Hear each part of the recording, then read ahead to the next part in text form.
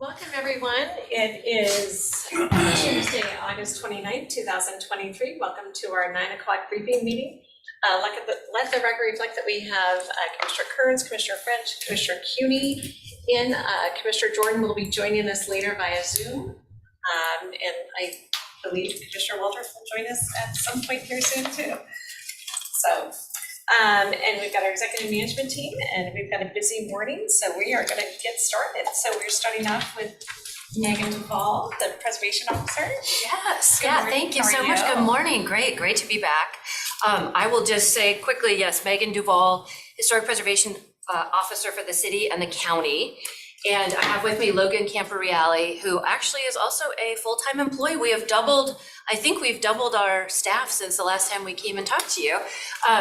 But Logan has been working on a project that we got some grant funding from the State Department of Archaeology and Historic Preservation from last year on the county's historic markers, monuments, and objects. And so we just wanted to give you a brief presentation before we turn it into the state. Thank you. Cool. Should I just sit here or should I stand up? You can sit there. That's Awesome. Or you dance You on the table. You really want me to dance? So this is a project that we were able to fund through some federal pass-through money. Each year, the Historic Preservation Office has the opportunity to apply for some federal funds that we can use for different sorts of projects. And last year, we applied for some funds to do a project that was looking countywide at monuments, markers, and objects.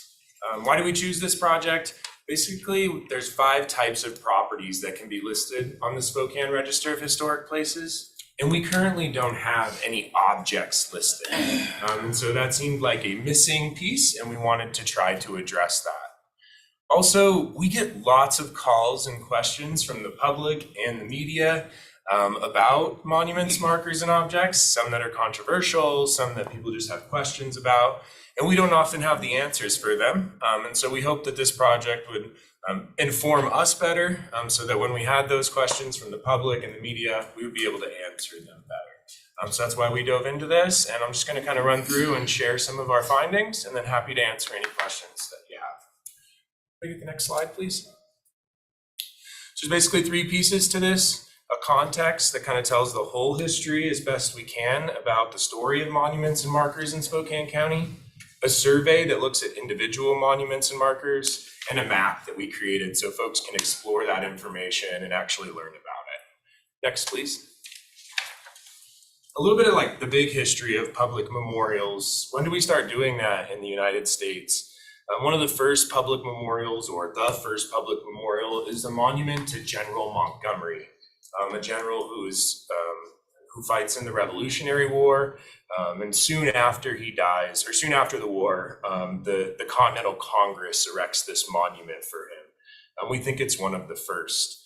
But the first monument that you probably recognize as being a national monument is the Washington Monument. It's not constructed until 1885. It was started before then, but not completed until 1885. And so if you've been to Washington, D.C. and walked down the big mall of markers and monuments, that was the first one there. And the second one didn't come until the Lincoln Memorial in 1922. We also have a Lincoln statue in Spokane, and it was constructed in 1930 and was very much inspired by the effort to memorialize Lincoln nationally in 1922. So very connected there. Next slide, please. The impact of technology has a lot to do with why monuments and markers start popping up all over the country, and especially all over Spokane. Really, it has to do with a development of roads and automobile technology. Now that folks could explore their county more easily, could hop in a private automobile and go out to Cheney or go out to Four Lakes or out to Spokane Bridge. It offered sort of a tourism opportunity, but also a boosterism opportunity for small communities throughout Spokane County. And so a lot of these monuments and markers were erected to draw people to those smaller communities that a lot of them were contracting at that time due to mechanized agriculture and other things.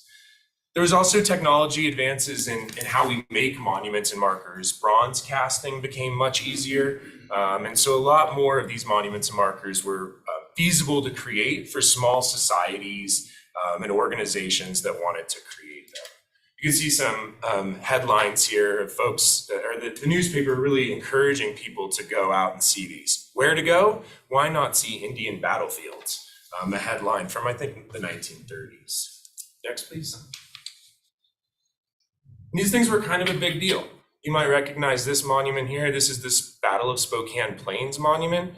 And you'll see this was the unveiling of that marker. You can see it was quite the event.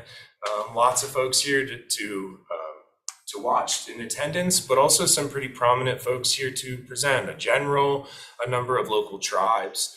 These were a big deal, and you can see lots of cars in the background, an easy way now to get out to these events. Next, please. We also tried to look at public art. A lot of this survey looks mostly at historic monuments and markers, but Spokane also has a lot of cool public art, especially that came about during the Expo period in the 70s. And so we tried to peek at some of that, looking at Spokane had a federal art project during the New Deal era that created an art center that trained a lot of young Spokanites on art. And so it was a really, from the New Deal era to Expo is kind of a heyday of the growth of public art in Spokane. And so we tried to highlight some of that as well. You'll see that in the survey. Next. We also tried to arrange these monuments and markers into kind of 5 thematic groups. And I'm just going to kind of run through those and some of those examples as a way to share. And so we'll start with military memorials. Next slide, please. So there's a lot of them, about maybe the majority or the second most prominent thematic group in Spokane is military memorials. They're also the earliest monuments and markers. You'll notice that the first one is the Monahan statue, which you're probably familiar with, which was constructed in 1906. You'll also notice there's some hyper-local memorialization of war heroes. There's a war memorial in Hilliard, there's one in Cheney, there's one in Rockford. And so each little community also felt compelled to memorialize their war dead. Next slide, please. Here's some examples of those. I should have switched to this slide first, but there's Monahan. The Camp Washington marker, which is out in West County off of Cooley Height Road. Riverside War Memorial, right downtown. And then I mentioned the Rockford Veterans Memorial down in Rockford. Next. I wanted to kind of highlight one of each of these. And so this one's the Abraham Lincoln statue, which I mentioned just briefly, constructed in 1930. It's the only Lincoln statue that we know of that depicts him in his Union Army attire or uniform. It's not just a memorial to Lincoln, but rather a war memorial to those who died in the Civil War. And so it's not erected on Lincoln's birthday, it's not dedicated on Lincoln's birthday, but rather on Armistice Day or Veterans Day in 1930. So it's coming up on its 100-year birthday here soon. And it's for sure one of Spokane's most prominent markers or memorials. Next. The next theme, which maybe is the most representative, is what I call settler nostalgia. As the first white folks who arrived in Spokane started to die off in the early 19-teens and 20s, there was a lot of effort to memorialize those folks and remember their contributions to the growth of Spokane. And so a lot of Spokane's monuments and markers focus on that. Maybe you've seen the Mullen Road markers. Those are a really good example. Next. Here are just some fun examples. There's the Mullen Road marker at Moran, the Plants Ferry marker out at Plants Ferry Park. And maybe you've seen this Sister Paula Turnbull's totem pole out at Indian Trail Park. Next. Again, just kind of wanted to feature one of these. This is the Mullen Road marker in Spokane Valley. Maybe you've seen this one. It used to sit on 8th. Currently they're doing some construction, so it's sitting in somebody's front yard, as you can see. But eventually it'll get moved back onto 8th. It was erected by the East Spokane Home Economics Club, which I love.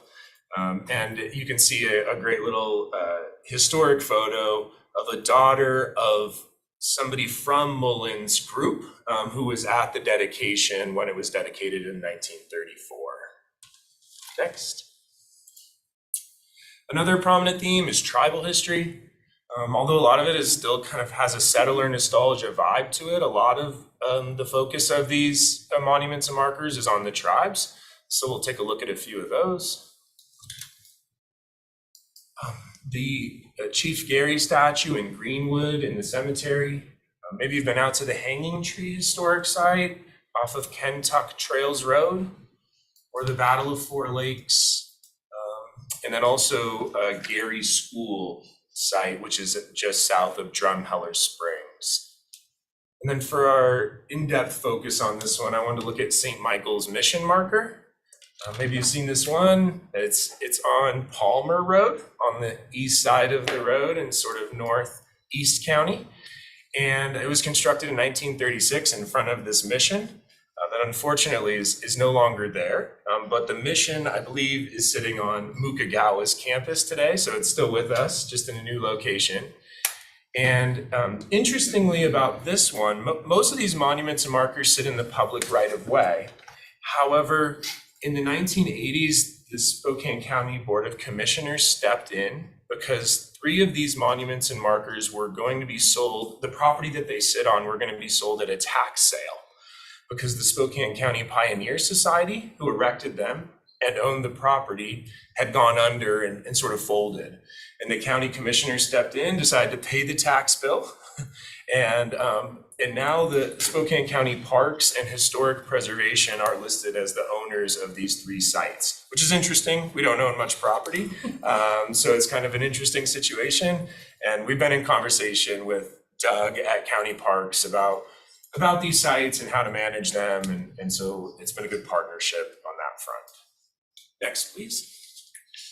Also some functional objects like clocks and water troughs and gates, which are again kind of different than historic markers, but are also fun.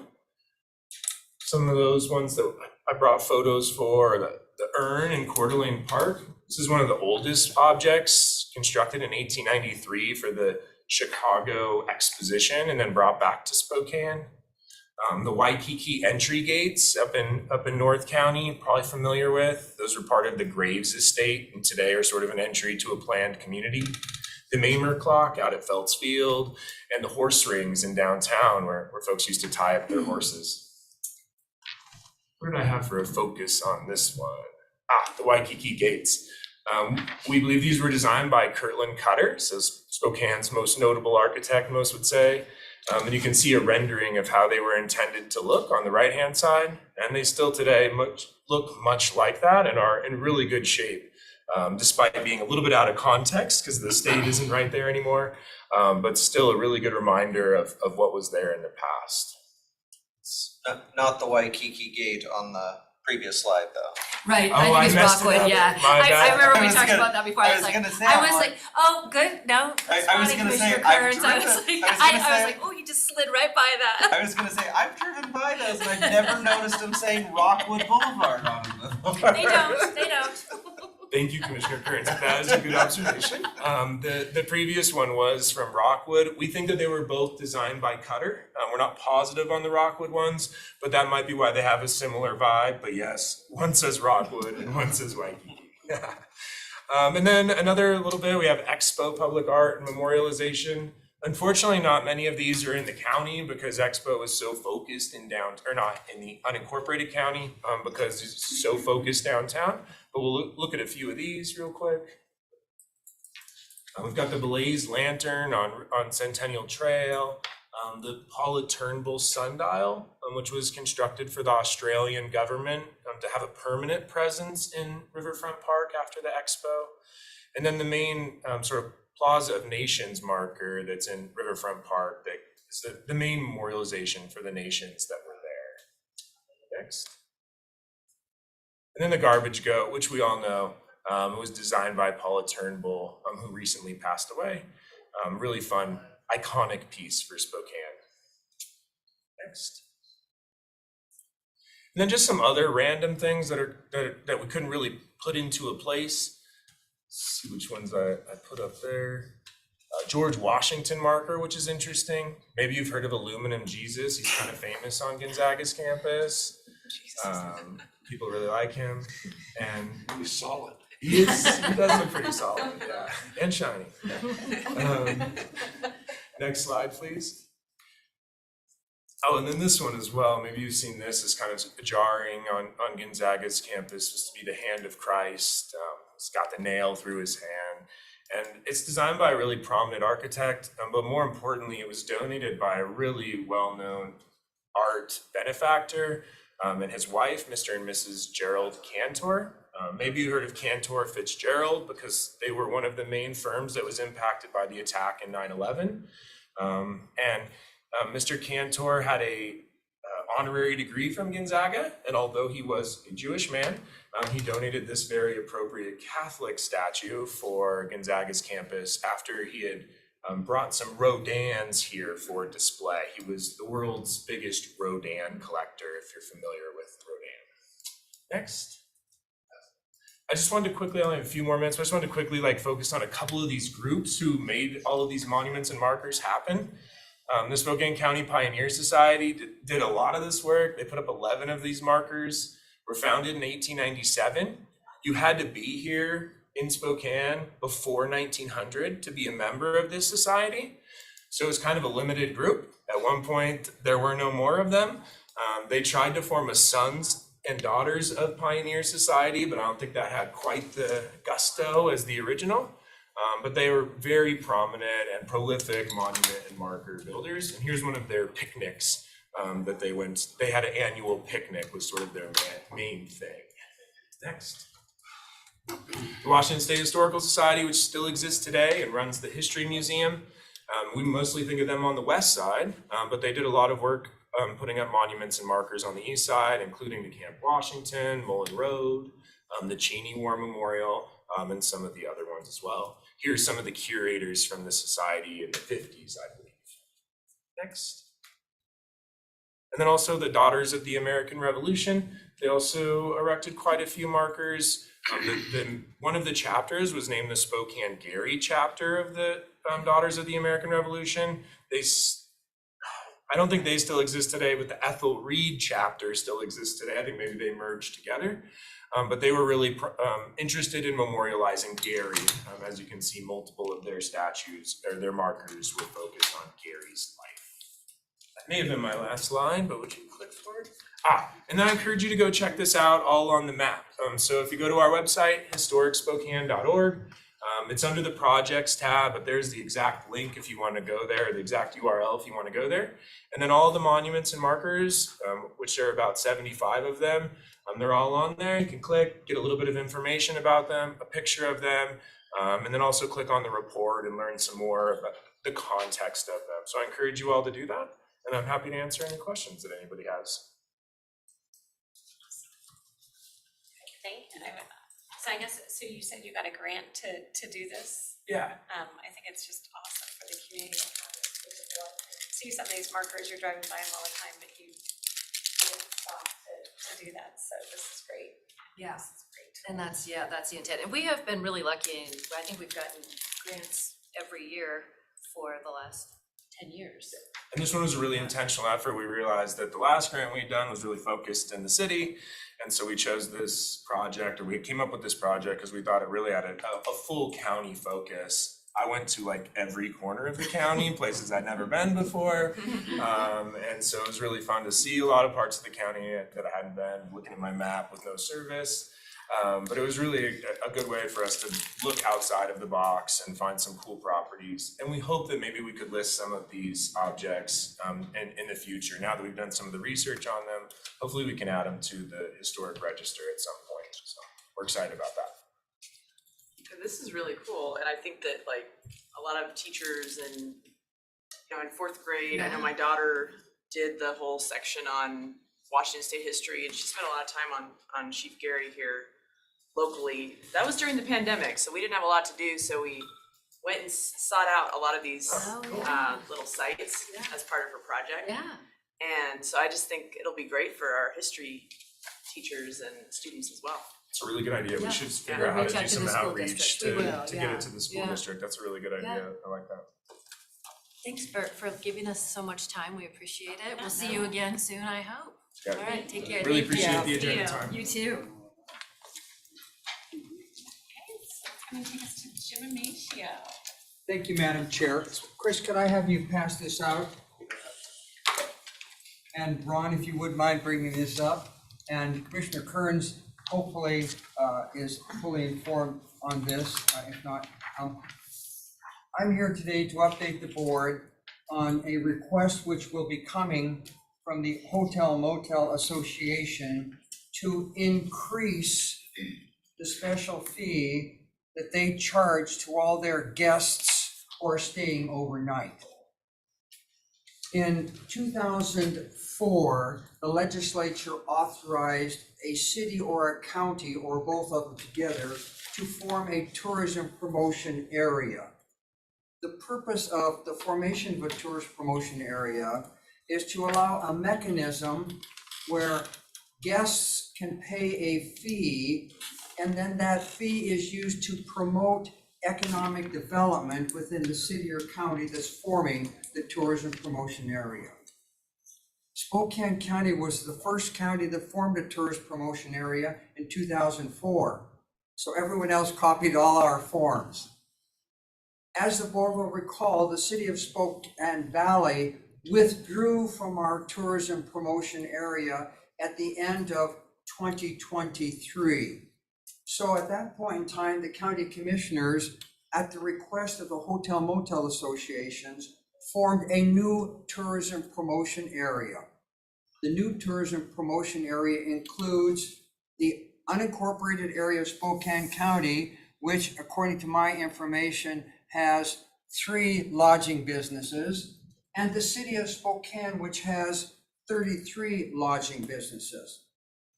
When the Board of County Commissioners and City Council jointly formed the new tourism promotion area effective January 1st, 2024, they also established a special assessment which was requested by the lodging businesses. The special assessment that they created can be increased by an amount of $1. We have been advised that the lodging business within Spokane County will be presenting a petition to the county commissioners to increase the special assessment by $1 in all lodging businesses in the unincorporated area in Spokane County, effective January 1st, 2024. So what that would do would be, there would be a $5 special assessment on all overnight accommodations in lodging businesses having a gross income of more than $500,000 in any calendar year. Once the Board of County Commissioners receives the petition from the lodging businesses making this request, we are by law required to hold a public hearing and formally amend our ordinance, which would increase the special assessment by $1. We're also required to revise the interlocal agreement with the city of Spokane to recognize the increase in assessment of $1. So the reason I'm here today is to advise the board, number one, we will be receiving a petition from lodging businesses representing 60% of the people who would pay the increased $1 fee, requesting that the board adopt an ordinance increasing the fee by $1. Number two, they're going to be requesting that this new fee be effective January 1st, 2024. And then finally, number three, they're going to request that the Hotel Motel TPA Commission, which presently consists of 3 voting members and 2 ex officio members, be increased to 5 voting members and 2 ex officio. The 5 voting members will be 2 appointed by the Board of County Commissioners, 3 appointed by the City of Spokane, and there will still be 1 ex officio Board of County Commissioner member and 1 ex officio member of the City Council. And the reason I'm bringing this to the board prior to the petition being presented is because we have a very short window to take action on this request. We have to give the Department of Revenue 75 days notice prior to the effective date of any increase. And so the Board of County Commissioners would have to receive the petition and hold our public hearing and have the information to the Department of Revenue on or before October 18th, 2024, to make the rate effective January 1st, 2024. So unless the board has any questions, that's kind of an update where we are. And hopefully the clerk will receive the petition from the Hotel Motel Association requesting the fee increase by the end of the week. What I would probably do, unless I hear to the contrary, board members, is if we receive that petition and the petition is certified that it contains 60% of the lodging businesses who would pay the increase $1, without coming back to the board, I would place on your next legislative regular agenda the date of setting a public hearing to consider this request, because that would be the next step we'd have to do. So unless the board has any questions, that's all I would have to say with regard to this issue. Any board members have any questions? Do you have any comments from Visit Spokane? No, it's essentially, I mean, a couple of years ago, when the new legislation passed that raised the max up to 5, Visit Spokane had come in at 4 at the time, and then so there's always been that $1 kind of hanging out there that they could go up to, and so now they want to do it, and then changing up the composition, adding one more hotelier from the city and one more from unincorporated. So it was always the intent when the time came that they'd come back for the 5th, and I guess now they want it. So we'll see if they get the 60% signatures. So Board members, I would indicate that a $1 increase in the special assessment raises between $1.2 and $1.3 million annually. And as the board knows, the significance of the Hotel Motel TPA Commission is that group makes a recommendation to this Board of County Commissioners on how the total amount of money collected annually is spent to promote tourism. And the total amount collected is probably in the neighborhood, I want to say $5.2 million. I'm looking at Commissioner Kearns, I think it's in that neighborhood, so it's a substantial amount of money. And generally speaking, as the board knows, we've taken that money and generally speaking, we give Spokane Sports a certain proportionate share of what we collect, and then Visit Spokane, and then a certain amount of money is kept on the top for certain new promotional attempts and efforts. yeah, it's usually around, I want to say it's well, oh no, I was going to say the split between Visit Spokane and Sports Commission, it's close to a 75-25, but I think it's like 72% to Visit Spokane and 28 to Sports Commission, around there, kind of it's about what it is, and then that's what they use for their operations. So, and then promoting events to come here. And then does this, since the valley has broken away, does this, The Valley will not be a part of this. so this is? Yeah, they're not a part of it, Commissioner CUNY, that was a good point. My understanding is they set up their own TPA, but I could be mistaken, Commissioner CUNY. Okay. I believe they did, so they're on their own for, Absolutely correct, they Madam don't come Chair. to us Correct. Yes, to do it since they're not part of our, they're not part of this at all. okay. So thank you very much for your additional comments, Commissioner Kearns. And then Commissioner CUNY, if we get that petition and if we get the certification from the accounting firm, I will place the notice of public hearing to consider the increase of the fee on the next regular legislative agenda. Very good, Thank you, Madam Chair. Okay. So then next up, we have Town Hall. This is Rose Kretz. She's our business analyst, specifically for the ERP project, helping out with everything there. Very good. Morning. Rose. All right, so the first ask, I have two. This is the longer one. The second one will be hopefully very quick. The first one is debt book, and this was a part of our overall ERP business process modernization project. When we went out to bid, we asked for debt management, lease and subscription reporting capability, Nobody had that, so we had to find a third-party software provider, which is DebtBook. And a high-level overview of what they do, they'll help us with debt management, so the treasurer's office, tracking everything we do there. Right now, like most things, they have a homegrown system, spreadsheets, physical, files that go with everything. This new system will give them the ability to, have automated updates, store actual electronic files with each debt case that we have, and a lot of functionality that we don't have right now. And the second part of it is the lease and subscription management functionality, and that is really being forced by the GASB 87 and 96 compliance. That's just new lease and software subscription. We have to report on them and do end of year reports every year. So those are the two main functionalities, and on the lease and subscription too, right now the process is all very manual, spreadsheets, lots of opportunity for error. We have to physically look at the GASB laws. Every time they change, we have to change the system. This will just automatically provide us compliance as we move forward. So did I miss anything on that?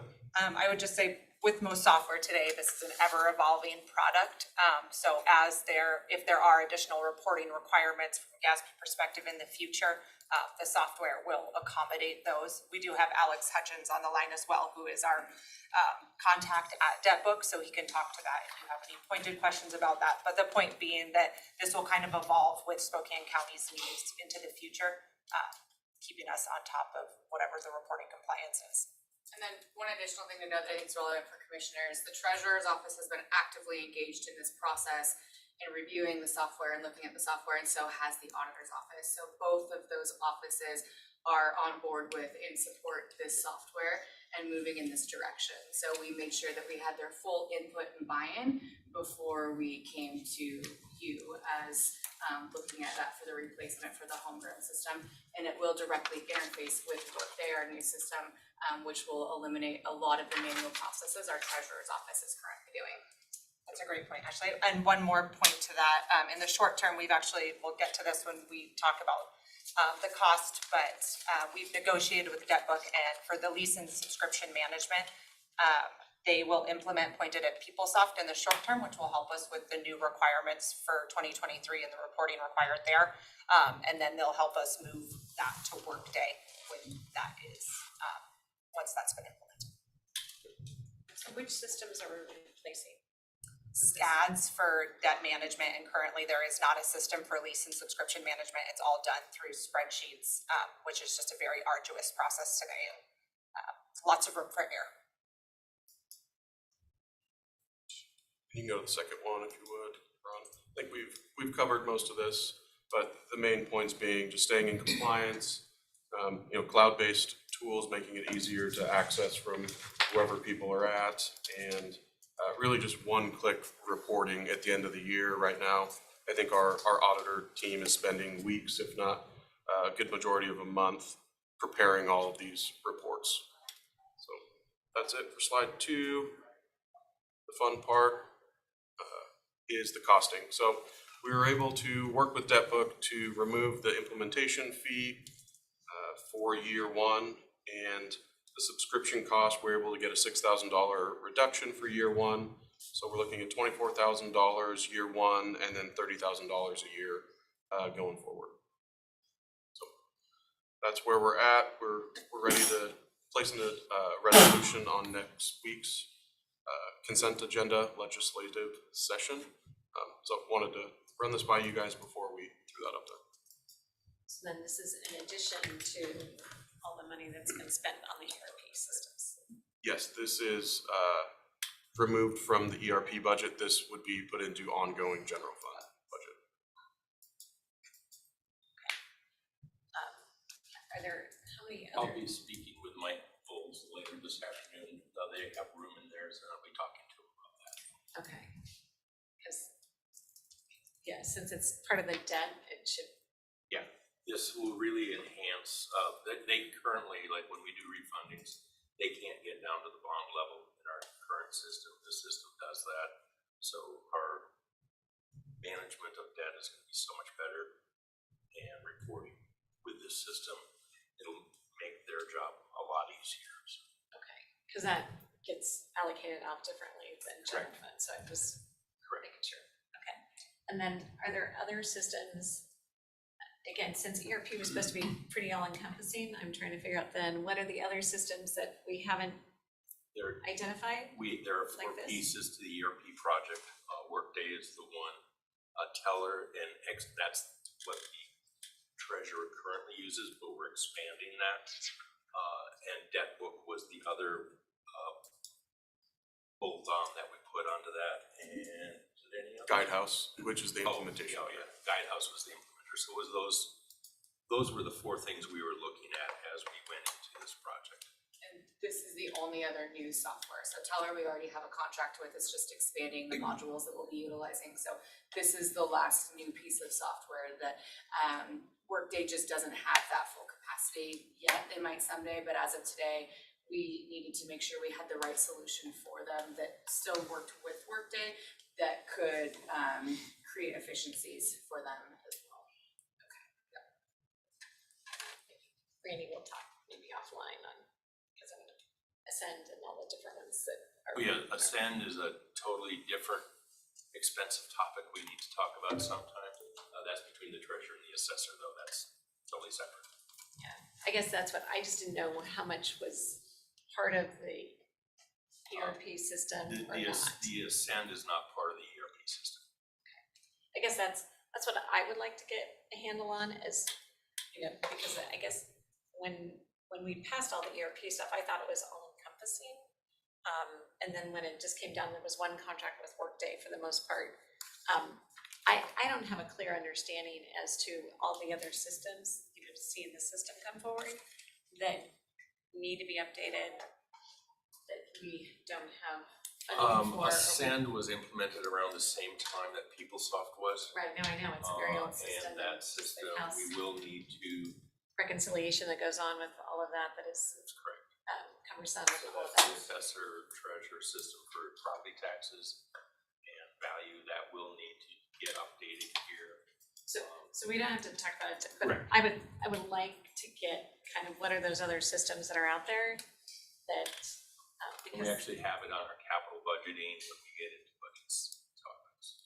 The best way I could describe this is when you're thinking of Workday, it's your internal stuff. So our all of the work that our finance teams are doing, our HR teams are doing versus some of those more external facing systems like Ascend, that's not a part of ERP. So we'll get you a list, but that's kind of the best way I would say people can kind of wrap their brains around it. no, and I think it's just for me that, again, we can do all this offline, it's just my understanding, and I probably know too much, so, I was thinking ERP was more encompassing, so. And actually, we have, from your presentation in June, we have that visual that shows, Yeah, we can get that to you. Yeah, I'll just pull this link. So that is the last software ask for the ERP related project. All right, and the second subject I wanted to touch on, I know probably the 3 commissioners that have been here a while, you guys are used to this, but when we have cooperative purchasing agreements that we would like to add on to, so the state of Washington, NASPO, all of those contracts, we have to go through you guys to get the ability, the authorization to use those purchasing cooperatives. So using their competitively bid agreements so that we don't have to bid them for a month or 2. So we have a new one coming across, Equalis Group, and they have a cooperative agreement that we're looking at for the House Bill 1257 Clean Buildings Act. So next week, you guys will see a resolution with Equalis Group, and there's no financial tie to it. It's just for the purchasing team to have the ability to use their portfolio of bid contracts in the future. So just wanted to make sure you guys were aware of that. So when you saw it, you had some background. Yeah, and a question for you, so Wasac, you know, they've got a couple of partnerships, and I just wanna make sure I'll get together with you to make sure that we're signed up, so that way, you know, as with those partnerships that they get a certain percentage, a small percentage. I think it's on the auction site, the surplus property. Yep. And I think we already use it, but I think we just want to make sure we're Using it correctly. using it, with them as a partner. And then they're actually going to be, NACO is going to have, I think in the future, they used to have a cooperative purchasing group, and I think they're going to look to that in the future again. So I'll let you know what it's. Yeah, we love the more tools we can put in our toolbox to make things more efficient. We're happy to do so. Thank you. Any other questions on debt book? Nope. Okay, we'll get you that information. Alright. Thank you all for your time. That's it. Okay. I thought you were saying you had two little things. or Oh, the second one was the Aqualis Okay, cooperative. Yeah. perfect. Okay, well, thank you very much. Nice to see you. You too. Nice to meet you, Rose. You see Jeff lurking in the background here.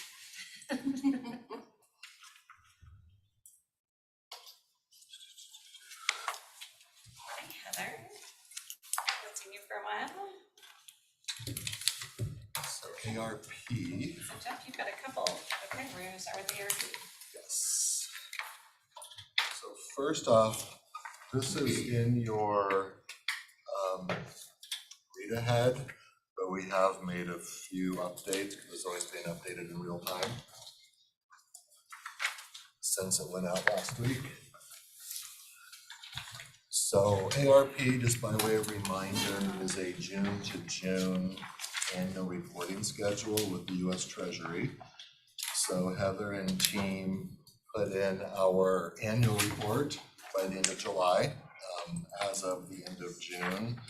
These numbers are all effective as of the end of June, unless a group has fully spent, and we did mark project completed. And I believe the Spokane Valley Performing Arts is the only one that falls under that category. So aside from Spokane Valley, these are all, what's that? And risk management. And risk management, I'm corrected, effective as of June 30, so there might be some additional spend downs. So you'll see the first column in blue is the amount awarded, green is what they have requested to date, gray is what's remaining, just the other side of the same coin. As you flip through, you'll see there's a few comments on the side. We wanted to call your attention to the ones in bright yellow that start on page 2 and 3. If you flip ahead, we are highlighting a few groups. Just reminder again, the board only has till the end of next year, so about 16 months from now, to make final decisions. Budgets as of 12/31 of 2024 are final, and unless the rules change, we cannot make any changes. And if awardee wants to make a change, it's either you have to do the way you said you're gonna do, or it gets returned to the treasury. So the ones we put in yellow are ones that we just want to draw attention at this point that they don't seem to be maybe spending at a rate that we would like to see to meet their final. Some Family Promise, I expect them to get there, but they've purchased some additional property, which has been changing their thoughts and scope, so there's no plan or nothing has really started on that one yet. Going down the second one, Inovia is doing a lot of work. The spend down rate is just awfully slow considering the size of the award. Historic Flight, I think you're all aware of the receivership situation and the financial difficulties around that one. So that's one that we'll likely be bringing back to make a change once the legal process is completed. Visit Spokane's another one that's just not, they're billing a person's salary. Maybe there's a plan to ramp up for some marketing around the 50th anniversary next year. At this point, we're not seeing that. On down to Workforce Council, Heather and I had a long conversation with Mark Madke there last week. We hope for some good news out of that. They have submitted some reimbursements, however, it's been heavy on admin, light on vouchers. And so we're just having some conversations around that. Hopefully we'll have some good news there soon. Frame Your Future is another one that has been moving very slowly, although we did have a conversation with, is it Brian there? Yes. Last week. They do have several high schools, there's like 4 of them per my notes, that they're getting the program into, and that should be a chunk of change and hopefully some good outcomes. Flipping forward again, we have 2 under infrastructure, the town of Fairfield and the city of Airway Heights. We've just struggled. Fairfield has completed 1 project. You'll see about 4 higher than the one in yellow. So they've been great, and we just need more information on the second project, what the plan is around that. And the same thing for the city of Airway Heights. We've been struggling to get feedback there. It might be moving along swimmingly, we just are not aware. The grand totals at the bottom, you'll see we've expended about 24.5. However, that number is a little bit misleading because a lot of that is our own indirects and revenue replacement. So the external awards are only about 1/3 of that, 8-9 million. However, they are coming in a lot more quickly. You want to speak to Correct. that? They are starting to flow in now. And just Medical Lake is at the bottom because when that got removed from Beterra, they returned it. When you give it to another government, we are not responsible for reporting on it. So essentially, our award went down by 100,000. Medical Lake's ARP award went up by 100,000. So we have it there, so our numbers balanced to that overall number you're used to seeing, but that is no longer a part of our purview. So next steps over the winter, Heather and team will be monitoring, which will give us a better insight into spend down plans. Unless you guys want something sooner, we can come back anytime. We were thinking April-ish after the monitoring to come back with really just an update of these numbers. However, we keep the spreadsheet up to date. So anytime you want to see it, just let us know. But you will, a year from now, you're gonna start us possibly, maybe everybody will get their spending where it needs to be, but we will be bringing, these choices. Are you really comfortable that X organization is on track to utilize their money, or do you guys want to consider any reallocations? It does take a couple months to get board decision, put out the RFP, score the RFP, issue the award, get it completely contracted, and then if it's an award that they are not spending themselves on salary and benefits or what have you, if they're doing any sort of sub-awards, those sub-awards also have to be in stone, not to be changed by the end of December 31, 24. So that will be kind of the mantra starting about a year from now, just those decision points. Any questions on this part of ARP? Thank you for going and tracking everybody down that you can. This is really helpful to know kind of where people are with their projects. And I mean, it seems like April seems like a good time to me because it's going to give people time to really, there's a lot of bidding going on and projects are going to be built in 2024. So it seems like April would be a good time because then we could really have the time to decide, have several months to figure out if we want to reallocate, right? And not be doing it at the last minute. And maybe those groups, if they know that we're going to be having a review point, they can be prepared to give a good report out. I'd say the groups have been Kind of motivate them. verbally, email, letters. They should be very full aware of our timelines. Post monitoring, that will be another significant touch.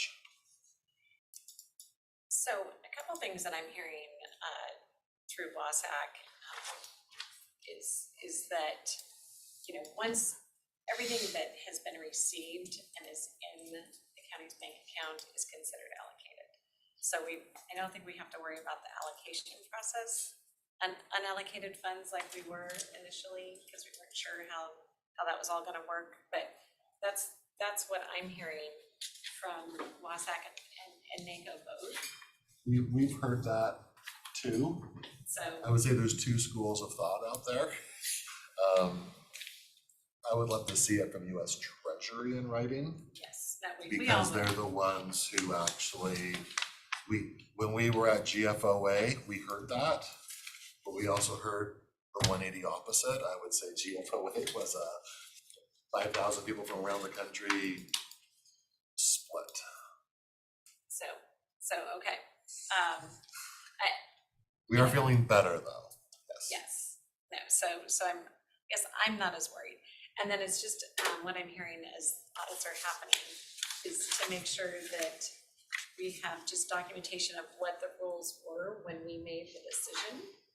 That they can't go, if the rules changed after we made decisions, as long as we're documenting our decision point at that time, then we're fine. So I just don't wanna be, oh, they've changed the rules now, we gotta redo stuff. It's like, no, that's not what I'm hearing. It's where things were at that point in time, based on the guidance we had in place, that is sufficient.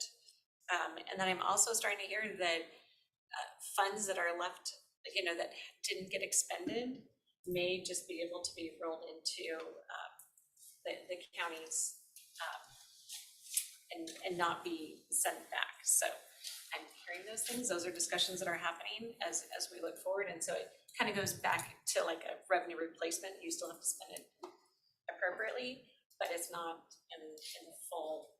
So I've not heard the final one, however, their 17th version of the final rules, that's a real number, not me, again, for inflating.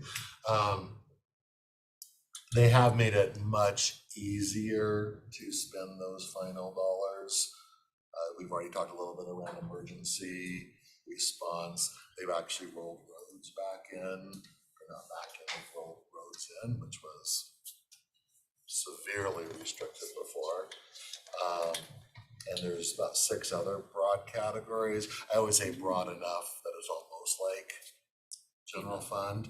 Those rules are not final yet, but they did say we could act under them, to your point, on a date and time at this point. You want to talk to the audit you've already been through? We are currently in the midst of our state audit. The state auditor is looking about 3 projects that we spent money on in 2022. So far, they've, we didn't have, most of the spending was our internal public works projects. So we've been fine on all of our reimbursement and our backup. So have they looked at ARP dollars? They have looked at the ARP specific, yes. Okay. Mr. French. So we have a line item in there for $2 million for S3R3. Do you need to know or care what the split is between sewer and water on that and the final arrangements we have with the city of Spokane? Or it was an allocation to S3R3 for sewer and water, and that's what it's going to be spent on, but it'll be spent in partnership with the city and the airport. Do you need to know the detail on that?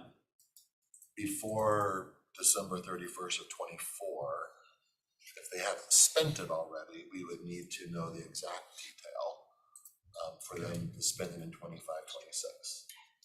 Right. So that you can make the decision, is this project going to be fully spent, so that should the decision be made later that these funds could be returned, that we don't run that risk. If they say 50-50, $1 million each in April of 24, they can't say we've changed our mind to 75-25. That wouldn't be allowed. Half of it will be spent this year on water, the other half will be spent next year on sewer. So they'll be in spend 23, 24, we'll be fine. Yeah, it's all gonna be spent. Any other questions on this one? The other one that's ARP related, you'll recall when we did our switch, concerned about the possible clawback. It ended up with revenue replacement, has the 9.6 million, you'll see at the bottom of this sheet. That went out as an RFP for broadband, because we pulled the money out of broadband because it was not yet allocated, because it was there to be matching dollars. So the RFP was out for about 4 weeks. We did a little bit longer because we were hitting some of the 4th of July, Memorial Day breaks. We had 2 applications, Ziply and Broadlink were the 2 applicants. Both of their proposals covered the southeast county, your Rockford, Fairfield, Spangle, Waverly, that part of the county. Broadlink scored higher based on a few factors. They not only did that quadrant of the county, but they actually came up into the West Plains also. So broader coverage. They also outlined a plan of going for additional ARP funds and using some of these as matching dollars. They also had a broader definition to what open access meant to them. Ziply has returned ARP money previously. You'll remember the Medical Lake change, so that dinged them a little bit in a couple scoring areas. So at this point, Ziply scored 68, Broadlink scored 85. Heather has all of the details if you guys want to look at the metrics. Any questions with that? Are you guys ready for us to bring forward a resolution of award? Do you want to see more detail? I'm ready for a resolution of award. Everybody on the same path there? So then, do you just want that resolution put on consent? It's just gonna be a generic resolution, or do you want to come back first for a look before consent? Consent's good. I mean, that's what we did. It's just gonna be the standard of all the other 60 of these you've said. It's, yeah, I mean, just keep the same procedure we did. So we will get that going next week, and that's all of our ARP, correct? Yep. And then the other piece, do you want me to do my other piece now, or do you want to take that and have me come back? Yeah, if you want to wait, and since Chandra's here and she has a person with her, we'll. Okay, good morning, we'll switch everybody. gears. So just one oh, second. sorry. So Scott wanted, so Chandra's not on our agenda. So she's coming in kind of as miscellaneous. Scott wanted her to come back in to talk about the meeting yesterday with solid waste. So we're gonna just go ahead and have you then go ahead and give your brief. Before I get to the debris, I wanted to introduce Mr. Robert Ezell. Robert is our State Director of Emergency Management, and he is here today to do kind of some of the state level work. To be perfectly honest, we need to clarify some of what Luke shared with you yesterday. So I'm gonna have Robert give just a real brief, and then I'll get to the debris piece. Okay, just want to extend my condolences to you and the communities for all of the difficult things that you're working your way through right now. Had an opportunity to be out here a week ago last Sunday with the governor and see some of it firsthand. As I said, my heart goes out to you for all you're dealing with. We're doing, we've got a lot of balls in the air right now. So let's start with the federal piece, and then we'll go to the state piece. So we've been doing individual or initial damage assessments. Just I've got teams out there going through the fire areas, trying to get a tally of homes and things that have been damaged so that we can apply for one of the two federal disaster programs. That's individual assistance, which takes care of the needs of individuals and families who've been impacted by disasters.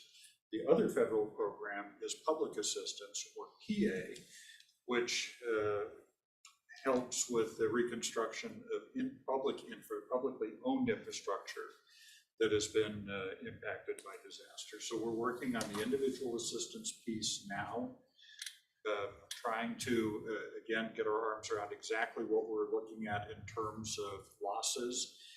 We think that we're seeing enough that we can make a case for an individual assistance disaster request. So we've been in partnership with FEMA, and they will be coming out, be boots on the ground with us this week. Again, going through the fire impacted communities, and we'll be looking at all of the damages that we've tallied. We'll be going back and forth. Yes, we agree. This, no, we don't agree on stuff. And then that should take place starting tomorrow through Friday. Then early next week, we'll sit down, go, reconcile everything and make sure that we're all in agreement with what we're seeing. And then my team will author a request for an individual assistance major or disaster declaration. just need to manage some expectations. We have had a very, very difficult time getting individual assistance declarations in Washington State. And in my 10 years as director, we've had 2 so far. For the Oso landslide in 2014 and then the floods that impacted Whatcom, Skagit, Clallam counties a couple years ago. Those are the only ones we've been able to secure. Being able to get an individual assistance request, it depends not on the total homes lost, but it's on uninsured and underinsured damages. So part of that preliminary damage assessment that we're going to be doing in partnership with FEMA is assessing the amount of insurance losses that we've got relative to the uninsured or underinsured losses, and then that underinsured or uninsured portion goes forward as the request for assistance. Again, we will do everything that we can to make the case that this is something that is needed out here in Spokane County and also in Whitman County, because we'll be looking at the Winona fire down there as well to see what we can do to lump the losses together from the incident period of the firestorm that came through and make that case. There is no guarantee, so please help me communicate to your communities while we ask for it, and we'll do everything within our power to make the best possible case. Ultimately, it depends on FEMA and the White House whether we're going to get that disaster declaration or not. So, can I answer any questions on that one? So, thank you for all the work that you're doing and stuff. I know that you were on site early and you guys are working tirelessly, so thank you. If you are a homeowner and you've insured your property against fire, but you haven't kept pace with the cost of construction, so now your insurance limit only covers 80% of the replacement cost as opposed to 100% of the replacement cost. The 20% that is underinsured is the number that you're looking for to identify what is the unmet financial need to be able to rebuild the community. Yeah, that is something that we would be wrapping into the request, is all of those cases where there is insurance, but it's not sufficient to cover the cost or to cover the loss. So for an individual property owner, and I apologize if this is getting too much in the weeds, and if it's too early, just let me know. But from an individual property owner, they've sustained the fire, they've contacted their insurance company, and the insurance company is going to come in with a claims adjuster and identify, whatever that number is. What then is assuming that we get the designation from FEMA, what would be the next step that you would anticipate them to have to take to be able to be eligible for funds? And without holding you to a timeline, generally, is that a 1 week? Is that a 2 month? Is that a half year timetable so that I can get my arms around what, we know that this is going to be a protracted rebuild, but I'm just trying to, I know what short looks like, but I don't know what long looks like. I really can't commit to a timeline on this. And I'm not asking you to. I would say your experience. I would say it would be, again, we don't have a lot of experience because we don't get these declarations very much, but I would say that it would probably be more on a time frame of weeks to months rather than days to weeks. Okay. Yeah. None of these things move quickly. No. That's, we call it government. So no, I understand. Yeah. And so anyway, like I said, we're going to do the best that we can to make the best possible case to get an individual assistance award. But again, I've got to keep saying there are no guarantees. So the other one is public assistance, and that's damage to publicly owned infrastructure. The state threshold to be considered, we're in the ballpark of being able to get a federal disaster declaration, is $13.6 million state level that we've got to sustain. Yeah. And so that's going to be challenging right now because even though I've got my teams looking at it really, really hard, we're only seeing about $6 million worth of damage so far. And the majority of that's the rail trestle down in Winona. And so things that we're gonna be looking at is any kind of public buildings that may be state or local owned, that may have been impacted by disaster, damage to roads that are county and city owned. Avista is a private company, so their losses aren't covered. Inland most likely will be, because they're more of a public entity. And so again, it's just a matter of going out, working with all of your government agencies and whatever public entities we can find to try and catalog the damage and see if we can get ourselves anywhere close to that $13.5 million threshold to be able to go forward for a public assistance declaration. At the same time, we're looking across the state, because the weather pattern that drove the fires that happened on the 19th was also impacting other portions of the state. And if we can roll damages to other counties in, we'll do that and make our best effort to make the case that this is something that we need. But again, no guarantees. Right now, it's not looking likely, but if we can build a case, we will. So on Tuesday, when I was traveling with Senator Cantwell down I-90, and the devastation on both sides of I-90 is pretty alarming. And she made the comment, well, we're going to include all of this in our request to FEMA, aren't we? And of course, I didn't have any idea whether we are or not, but if that right-of-way is owned by the federal government and not by the state, we can't include it as part of our request. So even though there's devastation there, it's federal devastation, and that's up to Federal Highways Administration as to whether they choose to do anything with it or not, but it won't be included in FEMA numbers.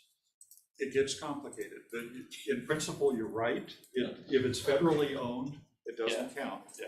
If it's state-owned and it's not a road or covered under, a road or right-of-way or whatever, it probably will not be covered if it's eligible under a federal highway program.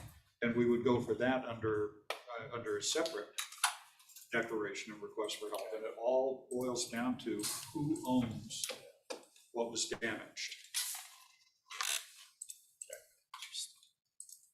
So at the state level, the governor has an emergency assistance account. It's funded by the legislature. It's not huge. We put in a request to Office of Financial Management, the governor's office, to make some of those funds available. What we would be looking at that for in an initial attempt would be for disaster case management, being able to hire somebody who can walk you all and your communities through the process of looking at the various different types of assistance that are out there. Be looking at transitional sheltering, because we're going to have to find some longer term solutions for people before they can get back into homes. And we've just seen that that's been a tremendously complex problem in other parts of the state when we do have home losses. And so to work through some of that, be looking for immediate unmet needs. Department of Social and Health Services will be looking at disaster cash assistance, which is a small amount of cash that can go to disaster survivors who are the most needy. So that's the immediate portfolio of help that we would look at bringing out.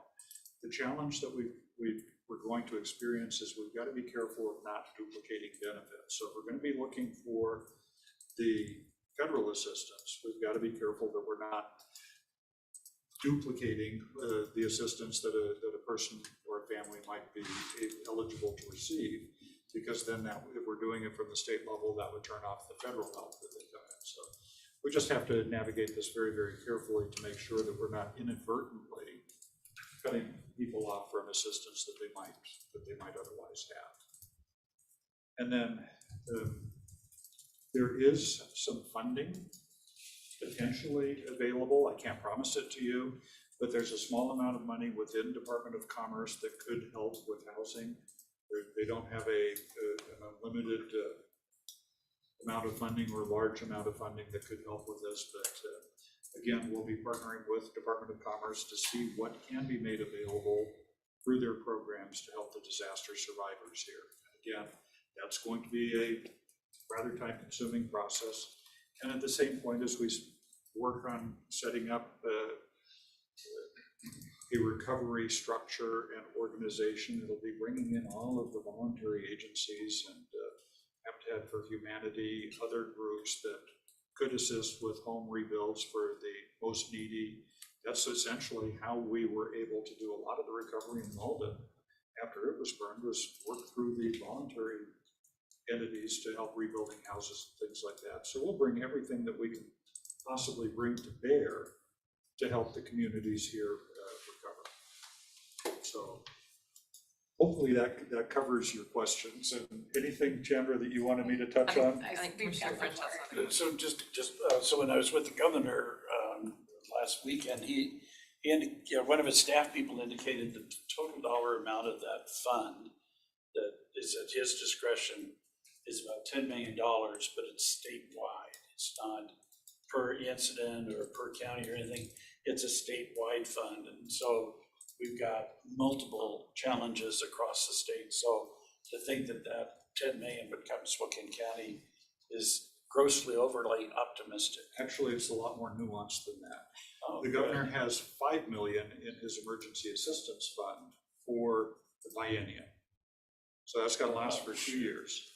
And then he has some other emergency. 10 was low. He has some other emergency assistance funds available to him. So what we're looking at is trying to go into the emergency assistance fund and seeing how far that will go. And then, there's always the opportunity in the next legislative session, if we see that the needs are far beyond what's in the fund, we can then ask for that fund to be replenished or plussed up. We saw that happen after the Whatcom County floods, and that fund was completely replenished in the second year of the biennium, and then there was another 7.5 million appropriated on top of that for disaster assistance. So, again, I can't promise anything, but there's a possibility it could play out similar to what we saw after the Whatcom County floods, and more funding be made available to help the community recover. So I have a question on that. So if we don't get the federal individual assistance, is that a piece then that can come help individuals? Well, that's our intent, is to be able to use these funds to try and provide assistance to your communities. I just wanted to just clarify that. And then, Chandra, what is our numbers right now on that have been lost? Do you know? So we're closing in on 400. Primary for both fires, primary residences that have been either completely destroyed or significantly damaged to the point where they're not inhabitable right now, so. And thank you, Chandra, that's a key point. For federal assistance, it has to be a primary residence, it can't be a vacation home. So, and then just to kind of circle back to what Robert was talking about, all the different avenues of assistance that we're trying to bring to bear, that's the role of the long-term recovery group that I talked about yesterday, that both you and Commissioner Kearns will be on. That's really the role of that body, is to look at everything that's available, make the determination on where in the community it's going to go, and making sure that we're avoiding the issues of duplication of funding and all of those types of things. So we anticipate having the first initial meeting with our first grab of folks for that group tomorrow afternoon, evening, and I will let your offices know as soon as we have the time settled for that. Patrick, did you have a I had question? a question on the debris removal, and so I know that's, feels like that's a category under public assistance from FEMA. So if the public assistance isn't triggered, there would be no reimbursement available for debris removal, and I'm thinking in particular of things like bird trees near county right-of-way that need to be taken down because they're a threat or damage, or any other debris that might be in the public right-of-way.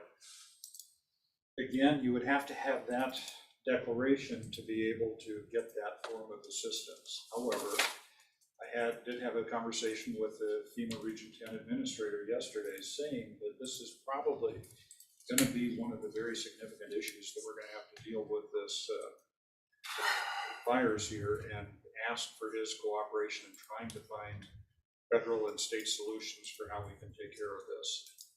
So while there's a threshold on public assistance, my understanding on individual assistance, there isn't the threshold, there's more of a factorial analysis. Yep. And so they're looking at things like overall losses, damage to community, trauma, to factor into a subjective decision.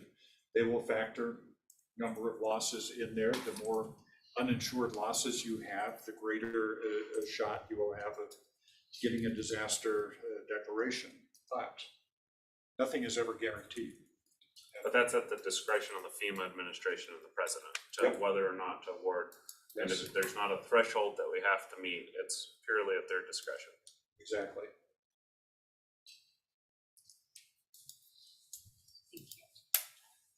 So to speak to the debris management piece, so we did have a really productive conversation yesterday between all of the cooperators within our solid waste system here in the county. They put forward, it was Waste Management who developed kind of the interim little small plan specifically for the incident. And there's an email out this morning looking for written agreement on that. As soon as they have that from all of the cooperating partners, then that will be the plan for moving forward to deal with the debris on the fires. The working assumption, I guess the consensus of the group is that probably the best approach is to just go ahead and assume that everything has asbestos and treat it accordingly, and just support the proper packaging of the debris materials without just the expectation that everyone is going to go out and have every piece tested, which is a little bit difficult and time consuming. If we operate on the assumption that it's all contaminated with the best asbestos and the proper packaging is followed, then Waste Management is perfectly happy to accept it out at Graham Road.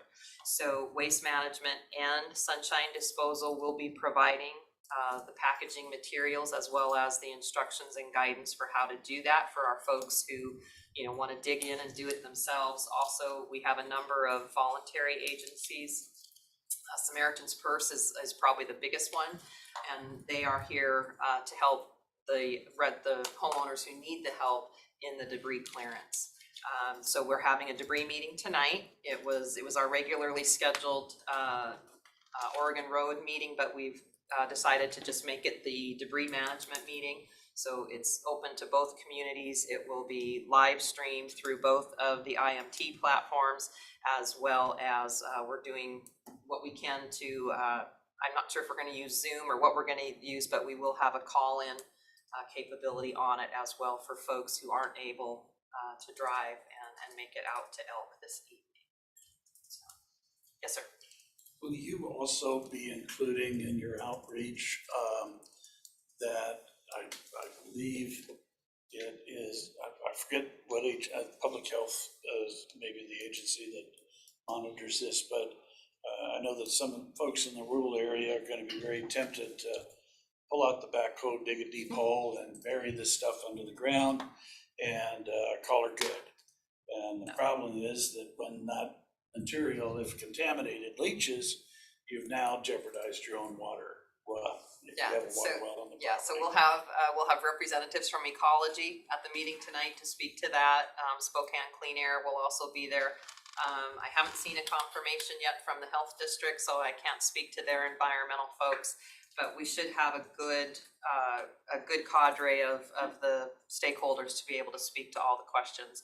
And then thank you to the county as well for sharing your stash of N95s. My staff picked up 5,000, and we'll have the N95s available at the community meeting tonight as well for folks. So Chandra, just kind of weedy question, but logistics. If Waste Management and Sunshine are going to be handing out these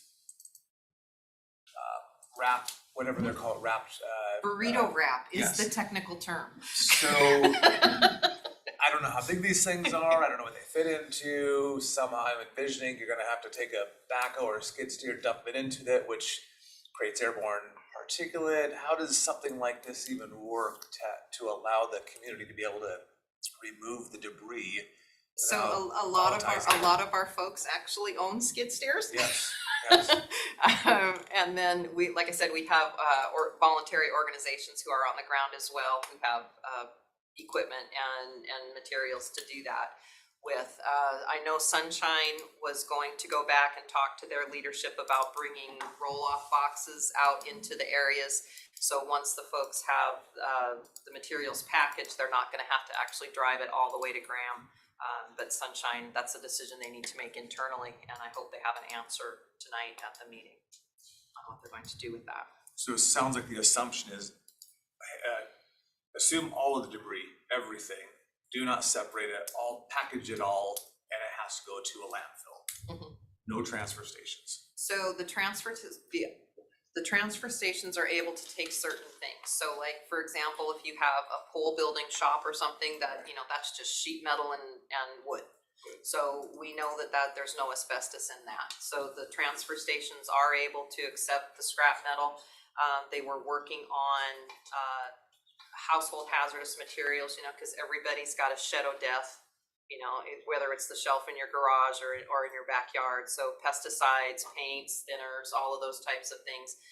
They're ramping up the collection of that. Normally, they're just there 1 day a week at the transfer stations. They're going to be staffing the household hazardous waste week round, 7 days a week, to accept that type of stuff.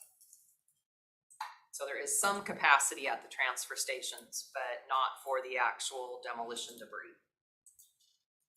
Right. So what the county communicated last week through our solid waste team, that still is accurate, is still holding Yes. today. Yeah, Okay. the talking points that Deb provided are still accurate. So furniture, things are identifiable, to be able to bring the transfer stations are okay, everything else, debris, Correct. ash, charged stuff, okay. Correct. And then unfortunately, I don't remember if I shared this with you yesterday, unfortunately, we did find out that the FMAG declaration will not cover anything associated with debris. So that's on our plate, unless and until we get the presidential and can apply PA to it.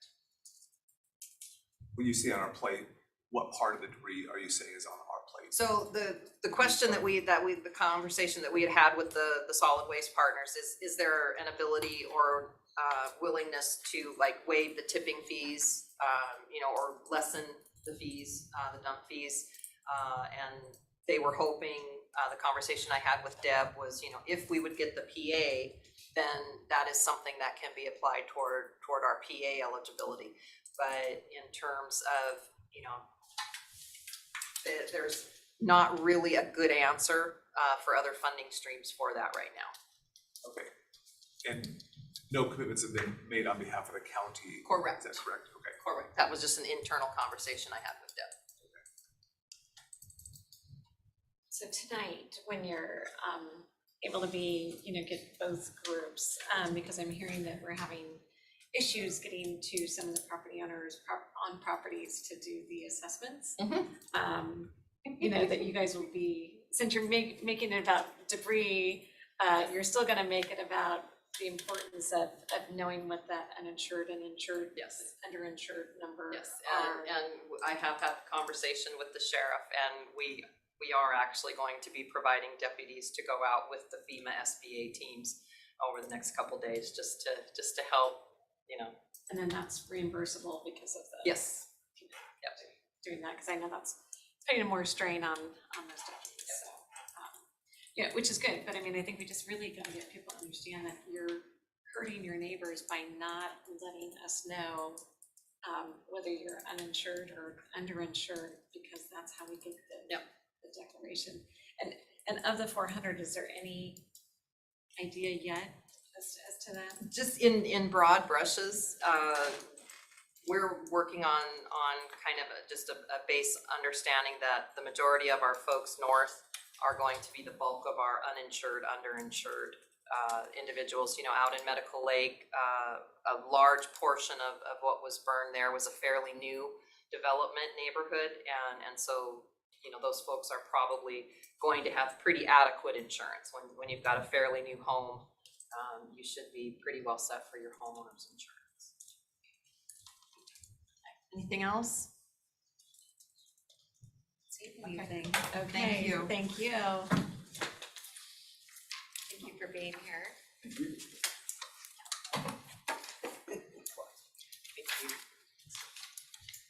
Okay, Jeff, that's gonna take us back to you. So this one is the federal lobbyist contract that we've been discussing. You will recognize the language. Things in purple are decision points or changes that have been made since we last visited this. So one outstanding on page 1 is the dollar amount. To advertise anything, we have to have a dollar amount. Do we have a not to exceed or? I think that would be an option. The number I plugged in is just a placeholder based on our current year's state contract. But you know, depending on the scope of work here, it may or may not be the right number. I just put that in as kind of a reference point. I think most of you have a good feel for what our state contractor has. You know, we just decided it's gonna be more than that, less than that. What are your thoughts on that? So when we're doing RFP, do we have to put in, because I mean, that's part of, we don't know what, like, I have no idea what it costs to have federal lobbyists. I don't know what those. It's a huge range because different jurisdictions have a very big range on what they're asking. You know, is it just going through the earmark congressional directed spending process? Do we have major multi-year policy lifts we're looking for? Is it getting into the agencies beyond Congress? So you're going to see a broad range because the scope of work can have a broad range. I think it would be an up to amount. And I can double check with Tony and team, but I'm pretty sure when I spoke with them in over a month, my memory might not be perfect, but we did have to have a dollar amount listed because some people aren't going to want to apply if it's not meeting their ballpark of expectations.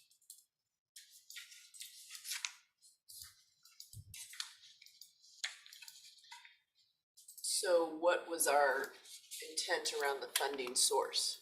Have we been using the federal lobbyist services through our GSI contract? Are we looking to have new dollars put towards this or change dollars that we're currently spending towards the It would be a general fund. You know, it'd come out of the general fund in hopes of we're gonna get more grants, which is why, yeah, it would only be a year contract and then could renew. So we could see if we're gonna get additional funding then to help offset that cost. Cause we're not really getting a lot of federal grants and dollars at this point in time. So this is the opportunity to try to figure out how to do that. I think we would be anticipating some new dollars to be identified for this purpose. My gut is up to 100,000, just because I think that's, I don't know, I mean, it's like if without putting a range, it's like that would be kind of the max that I'd wanna spend. I don't know what it is in DC.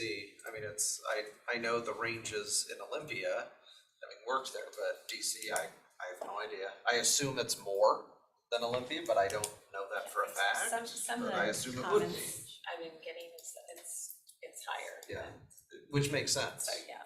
And then another piece is this inclusive of their expenses, like with our state contract, we don't cover his expenses on the west side. If we ask him to come here, then we do reimburse for expenses. But as far as, you know, there'd be another piece. If we ask a lobbyist to go back to DC and hit these offices or agencies, I would assume we'd reimburse that. If they go automatically every other month or what have you, I'd assume that'd be on their own dime. That's a lot of assumptions on my part. Can you check with like GSI what their contract, what their clause says? I haven't yet, no idea, and they use Tim. We have one at SIA, and so I would, It'd probably be the same because it's Tim Peckinpah, but you guys have two. well, it was Peckinpah, he's retired and stuff, so we're gonna go after somebody else, but yeah, Right. it would be the same relationship though, Yeah. you're right. And I don't have contracts from other organizations at this point. I've pulled down scopes of work, so I'll do a little investigation into that. Bring you guys some working ideas. Just so we know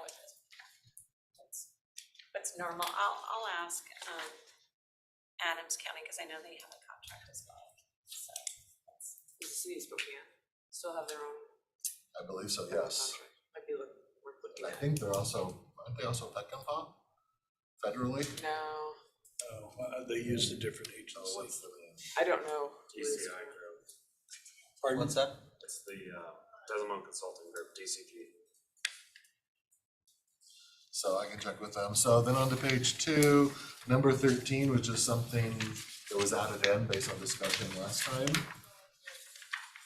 Under progress reporting, the section that's all purple, I just need some of those eliminated, please. Does number 1, so these are just different ideas I've pulled from different scopes of work. So like number 1 could just kind of be the all-inclusive, or if you want to have some specific check-ins, I don't think we need all 4 of those unless you guys really want that. But just kind of looking for, narrowing that down a little bit or combining, or number 1, I think could be an all-inclusive. I would think number 1 is sort of the greatest flexibility, but guarantees at least twice a year. Upon request it leaves it pretty broad. So when we need to know something, they'll be available, but at least twice a year. So minimum of 2 as much as we need. Yeah. So I think number 1 is probably the one I would say, and we don't, they don't have to be in person. It can be by phone, be by email, maybe even put, Zoom, or something like that, And virtually. Yeah, virtually. But so I think number 1 is the greatest amount of flexibility, and I don't think seems too burdensome either. I would think most people would expect, I'll meet with my clients at least twice a year, and if there's something important, then I'll Zoom in or call them. Yeah, so. I agree, I think number 1. It's by telephone. Give them the flexibility, but It's by telephone anymore. Telephones for checking your email. Do I have a third? Yay, amen. Thank you. Yeah, hallelujah. I count to 3 a lot. And then under the consultant selection factors, those were reworded. So, they're definitely preferred qualifications, not minimum. And then under number 4, last time there was a little bit more of a robust conversation around location. So A, B, and C again is to kind of prime the pump on what are your thoughts as far as location? Do you want, you can see that they're based either here or there. They have a regular presence there. They have staff in both. Kind of just which way do you want to go there? And remember, again, these are all preferences, not requirements. So it's really just kind of giving a flavor of what we're looking for. They don't have to check every single box here.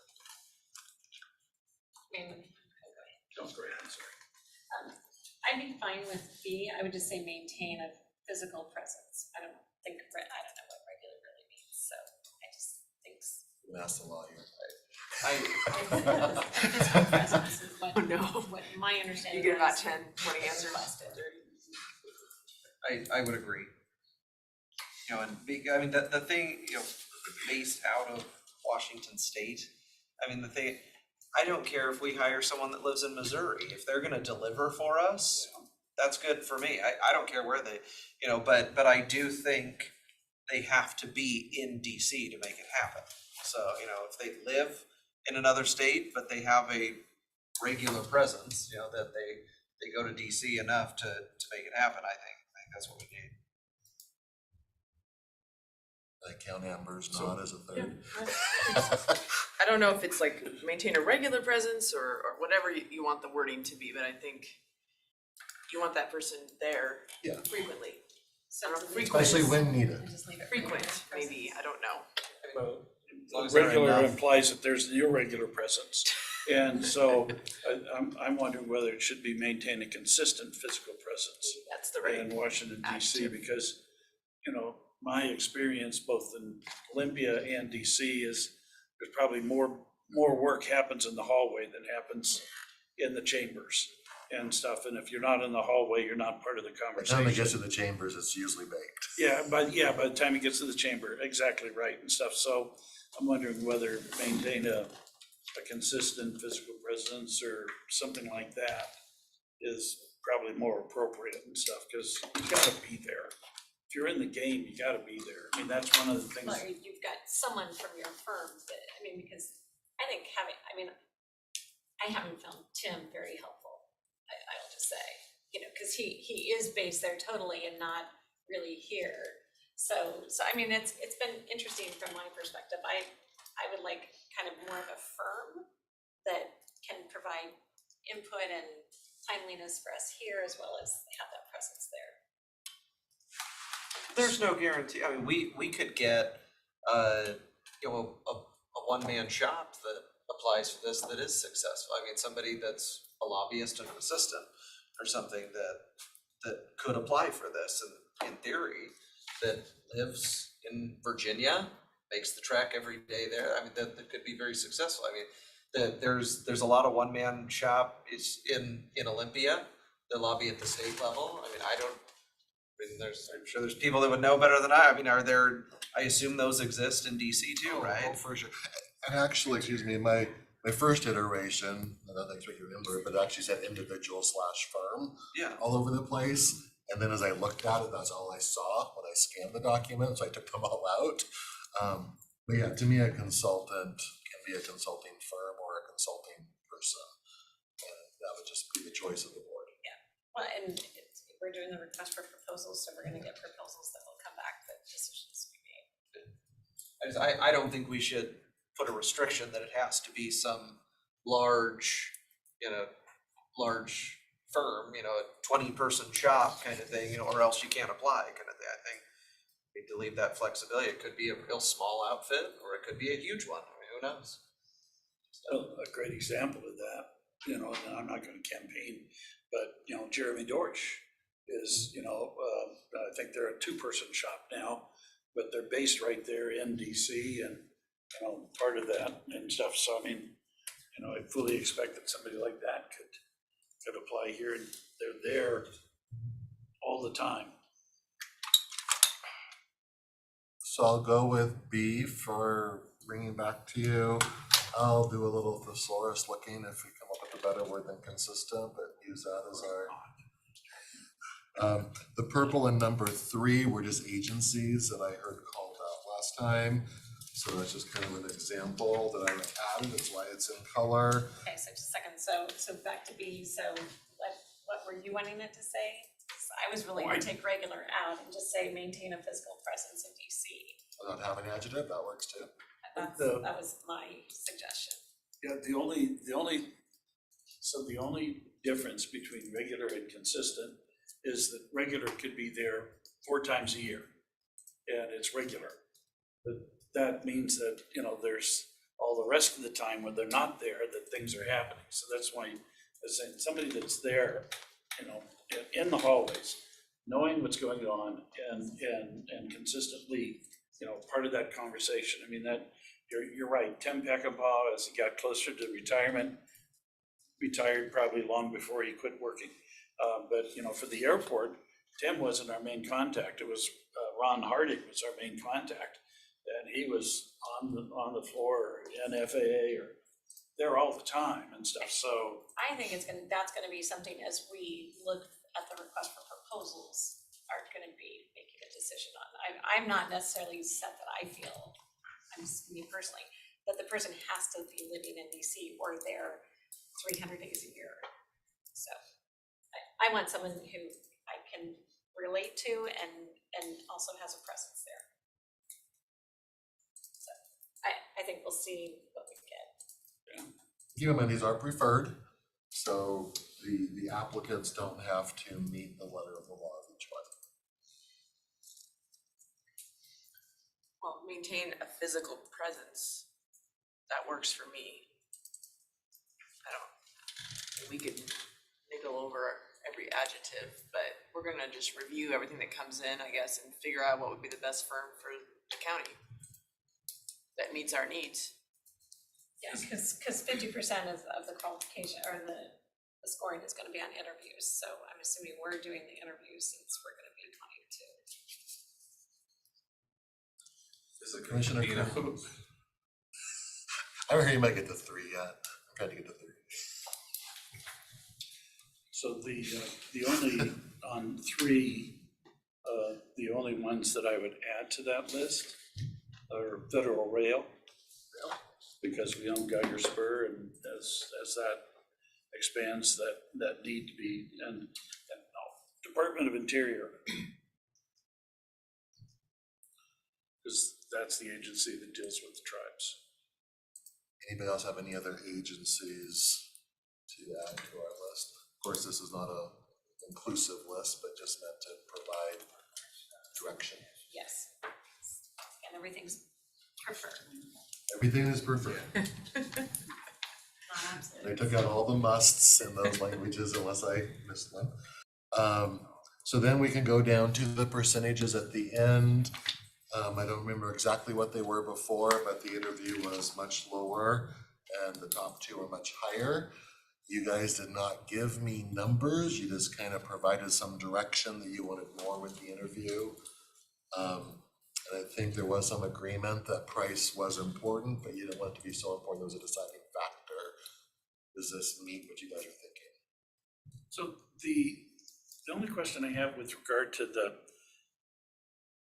why, this is, I've never seen a federal consultant that has been asked to do grant writing. I mean, we do the grant writing, what we want is somebody to make us aware of the grants, but to find them and stuff, but experience in grant writing, I mean, we've got people on staff that do grant writing. Why are we looking for a consultant to do that? Help me understand that. These are nouns and adjectives that I found frequently listed in the other scopes that I went through. I think you make a very good point. I mean, maybe it's experience in grant identification, you just scratch it, but it, Which number are you looking at? Oh, the percentages. The last page, top, on the scoring. Under example, 20% experience in grant writing. We're not gonna have a I think it consultant. is grant identification is what it is. That's that kind of work what for I was everybody? Kind thinking, of it was, experience identifying I just say possible grant, grants, I just say experience in grant identification. identification and execution, because I think it's identifying the grants and then they help us. They're not writing the grants, we're writing the grants, but they're also helping make sure that we've filled out the grant applications properly, checked all the boxes to score high for those agencies. Hopefully they would how do you understand. like experience in securing grants? Securing That or way- seeking, something Yeah. like that. Well, I want them to give us the expertise to know what we have to do to earn the grant, not just be a player. I wanna be the winner type of deal. I think it'd be important for the applicability as well. You I can would identify a say lot of grants. Identifying and securing grants. Okay, both of those words down.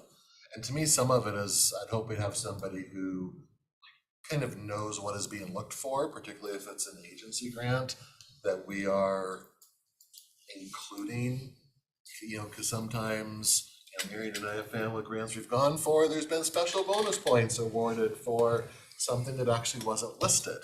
So that goes back to those hallway conversations. Hopefully somebody who can, say, well, I've heard on the street that they're actually looking for this also, so we can include that and hopefully beef up our award. Do the numbers look more in line of what you were looking for? Price would be about 15%. Raise price a little bit, do others concur with that? And maybe Would you do lower interviews? lower 45? interviews to 45. And I think, 1 and 2 could be rolled together if you really wanted to, but I kind of thought they were a little bit. Keep them separate. I keep them separate, I've gone back and forth on that. Because what the second qualification staff, that's really how they, kind of their proposal response. Yeah. And kind of, based on some proposals I've seen, it's like when people are just short and, How they propose to you is how they'll speak to you later. no, exactly. You want a novel or an executive summary? So I've got the 15 and 45, securing and identifying grants in the top one. We'll go with number 1 on page 2 as far as how frequent. I heard up to 100K. Is everybody good with that as our opening salvo?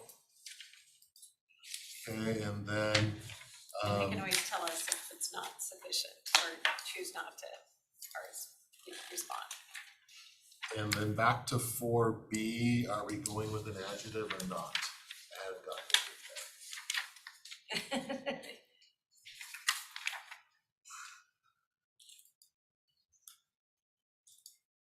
You're gonna be able to ask the questions Yeah, when they yeah, respond, so. I'm not gonna die on my sword on that one. It just Maintain a Yeah, physical presence. maintain a physical presence. No adjective it is, I got the 3. You don't have to get out the thesaurus. During the interview process, you'll Yeah, be we'll able to find ask your out. questions Yeah, that you, we'll find out. you're more. So, If there's no qualifier, it means always. You never leave DC. Don't even leave the beltway. Maintain it. so one question, and just reading this, I'm not, and I could be wrong here, but I'm not sure it's saying what we wanted to say as strongly as we wanted to say it. And I'm looking at paragraph 3, and consultant selected factors. Experience in and knowledge of Washington DC. That could be a tour guide, including both Congress and executive branch federal. Do we want it to be stronger than that in terms of what we're looking for? The legislative and executive branches, how funding rolls through the legislative. Again, and you're gonna executive- deal with it in the interviews. You're gonna hit it in the Yeah. interview Yeah. and ask the If we get questions the you tour guide's application, we're gonna probably not call them Not for move it. forward with that one. If they As wanna long fill as it you're out, committed let's let 'em. not to do the tour guide, I'm okay. And this is just a request for I proposals. know. It is written as a 1-year contract with 2 additional 1-year renewals if mutually agreed to. I think that's fine. And any, Cause you gotta give them a year, I mean, this, I don't know, the 90-day clause, what was that, sorry? I said, just your trial period, I mean, I think you gotta give them a year to try, I mean, this is our chance So I'll to. scratch that and kind of take us to the first year, is that was something somebody suggested. So is this looking like, are we ready to put it into a RFP? And I guess that would be my final question. Are we doing an RFP or there is the piggyback option? That would be the. I think we're gonna need to do an RFP, that way we can. See, So with that then, if I see. cause then Agreement. determining based on who we choose, we can always piggyback. Well, I guess we don't have to. You'd have the RFP process. So then at this point, I will provide this scope of work to purchasing. They would actually run this RFP. Did I hear that the board definitely wants to be in the interview process? Does the board also want to be in the winnowing down of who gets interviewed, or is that purchasing staff level? It just depends on how many we get. If we, Yeah, we have three, you'll probably interview all of them. yes, if we get 10, then So kind of wait to see on that one. My suggestion is if you're going to be involved in the interview process, you want to be involved in the RFP, in their proposal evaluation as well. You want to be involved in. Get you prepared entirety for to it. Yeah. So then You'll winnow it down from, you may winnow it down from everyone who submitted their request for qualifications. And then you might take from 7 or 5 to 2 or 3 and select them for interviews. The scoring will go along all with that. So I think next step will be the full package from procurement. And that gives one last opportunity for changes before it's out on the street. Generally, I think, we you need know, to see, I mean, yeah, I would bring that back to the board for you guys, unless you're just ready to go. This boilerplate language that they drop the scope of work into. Are you ready for them just to go forward and get it out? right, because, I mean, we got a process to go through and to try to get the federal agenda kind of figured out, the sooner the better, so. Hearing no dissent, I will take that as marching orders. That's my new way to get to the. Exactly, there you go. Thank you. Thank you, appreciate your efforts there. Okay, Scott, you and Aaron, I think. Yeah. Come up to. So we've got, next week, the board's gonna see a number of agreements on their consent agenda. If you recall back in, I think it was end of June, thereabouts, we had, found a grant from, knew of a grant from, Department of Commerce, to assist with, wireless, broadband infrastructure. And at the time, the Broadlink was going to apply for it, which is where we wanted it to be. They're gonna be the ultimate owners of this stuff. But we weren't able to. We didn't have all the things set up for Broadlink yet. So Spokane County went and applied for the grant. It's about $4.8 million, $4.6 million, and we did receive it. Entered into the contract with NewJay to manufacture and install these things. So we're now to the point of, the intention was to transfer these, the equipment and the contracts over to Broadlink. So Jim has developed an interlocal agreement between the county and Broadlink that essentially transfers all of the assets, transfers the contractual obligation with DOC. It's a novation agreement with the contract with NewJay to assign that also to Broadlink and to transfer the indirects to Broadlink as well. So I think that's essentially the intent of the interlocal agreement. There may be some technical things that Jim, if you want to address that I may have missed. When you talk about all the assets, but under the grant that was received. So this is the semi-fixed wireless. okay, so we're not talking about existing assets like all of the towers. No, sorry, All not- that kind of stuff. We're gonna retain ownership of the towers. Only assets as it relates to the Department of Commerce grant. Got it. Thank you. Yes, good clarification. Okay. Pretty simple, board members. I think, Scott, you indicated Todd Hume was working with Aaron and myself to come up with the documentation. The documentation will agree that the chairman, the majority of the board, or Scott can sign the bill of sale for the personal property. The agreement makes it very clear that the Budget and Finance Office can transfer the funds, which the excess funds, if you will, from the county's general fund to Broadlink. And then number 3, it authorizes the execution of a novation agreement between Broadlink and the county with NewJay. That, in other words, we give the entire agreement to Broadlink. The county's out of it. That's a new novation agreement. They assume all the responsibilities, all the liabilities, and everything.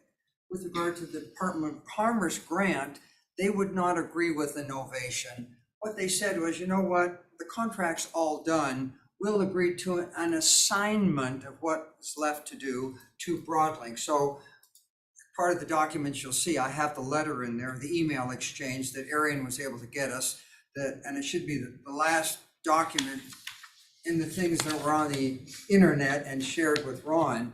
But it's an email where they agreed to the assignment of the Department of Commerce grant from the county to Broadlink. And I think Arian reminded me that there's only one thing left to do. And my recollection is that is a report due by what timeframe, Arian?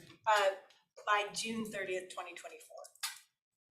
So it would be the summation of the pilot itself as the final artifact due to the Department of Commerce Broadband Office for the pilot.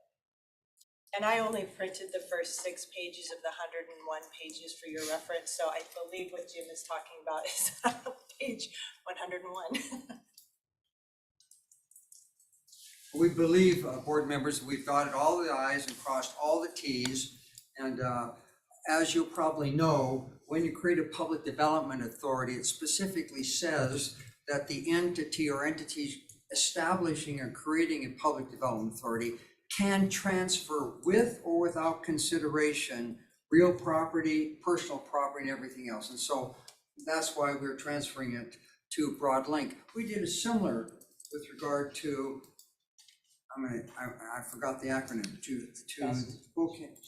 SHREC. We did a similar thing to SHREC. Spokane County transferred certain assets, not everything, as Commissioner French reminded us in his conversation. I think the simplest way to look at this is it's putting us in the shoes as if Broadlink had applied and received for the grant originally. It's just basically clears the deck. We still have some obligations to Commerce, but Broadlink's going to help us fulfill those obligations for reporting. Questions? I think that was always the intent when we did all that to the end of June. We tried to get it, or beginning of June, as we were trying to get it accomplished by the end of June. So thank you, Jim, for helping get that one together. Okay. There we go. Thank you, Arian, for being here. Okay, miscellaneous. Got it. Don't know that I have anything. B, like down there. B. Oh, ribbon cutting for the stadium. September 26th is at 11 o'clock. So if everyone, it's a Tuesday. So I don't know if we want to just plan for making sure we have a 10:45, 10:30 stop date on our briefing, VOCC briefing that morning, or if we want to move it up, play it by ear depending on what we have for agendas that day. I don't know which of the commissioners, if all of you are planning on attending. Yeah, let's plan to be done at 10:30, because I'm sure everyone knows the questions. Okay, we will do that. And we'll see what the So agenda you looks said like. 11 a.m. on, So looks like on the 26th. So if we're done by 10:30, then we can give everyone to mark over. so we'll meet there. Sorry, I wasn't So following. we'll do our meeting from 9 to 10:30, and our meeting will end at 10:30, and people can get themselves over. Got it. Oh, I thought you said walk over, and I was like, oh. But we can walk over, because it's not that far. Stadium? I thought you meant a ribbon She thought cutting it was for a baseball. Vista No. Stadium. No. You said stadium. I thought Sorry. the ribbon cutting to start the renovations of a Vista I'll Stadium. admit, I thought that's what you meant. See, And I same. And I was thought, like, we're gonna walk and I over? thought, Well, I think they mean groundbreaking, not ribbon cutting. Yeah, okay. so Got it. down, This is the downtown downtown. stadium. Thank you. You two can bring There's your too baseball many- and gloves. Too many fine, yeah. stadiums here. Okay. Still bring your baseball. I know, I'm excited. I saw that, because I looked at the sports schedule for high school sports, and that week they're gonna have some football. They're gonna have, I think G-Prep and Ferris play, or G-Prep and LC or Ferris play Thursday. So I'm like, whoa, they got it open in time for one last game before the season's over, so Yeah, it it's looks like exciting. from the note here, the 20th and 29th will be a soccer and football games. Yeah. At the new stadium. Yeah, okay. Okay, got that. Yes, we can walk over there. Yes.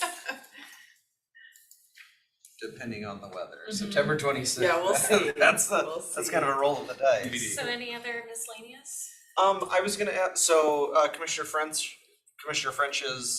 draft resolution from yesterday regarding building and planning, what's the status of that? Al and I had a conversation about that. There's procedurally that a resolution isn't gonna work to accomplish that objective. It's gonna need to go through county code based on the county's authority to regulate building code. It has to be included in our code. So we're working on that. There are a couple of other complications that we're just ensuring aren't gonna get in the way of this, but it is in process. At this point, the goal is next week. Okay. Yeah, Chris and I had a very in-depth conversation about some of the challenges yesterday. Believe it or not, that were created by the other side of the state, not this. But I am ultimately confident in his expertise in getting us through this issue. We're doing everything we can. No pressure. We will keep you posted on any issues that come up, but yeah, it's in progress. Are you still looking for miscellaneous items? Yeah, no, miscellaneous. Mr. Kearns and I clearly are in desperate need of a life.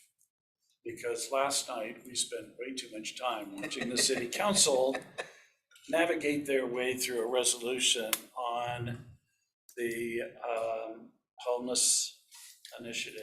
Clearly, we weren't the only two watching. Did anybody else watch? I watched.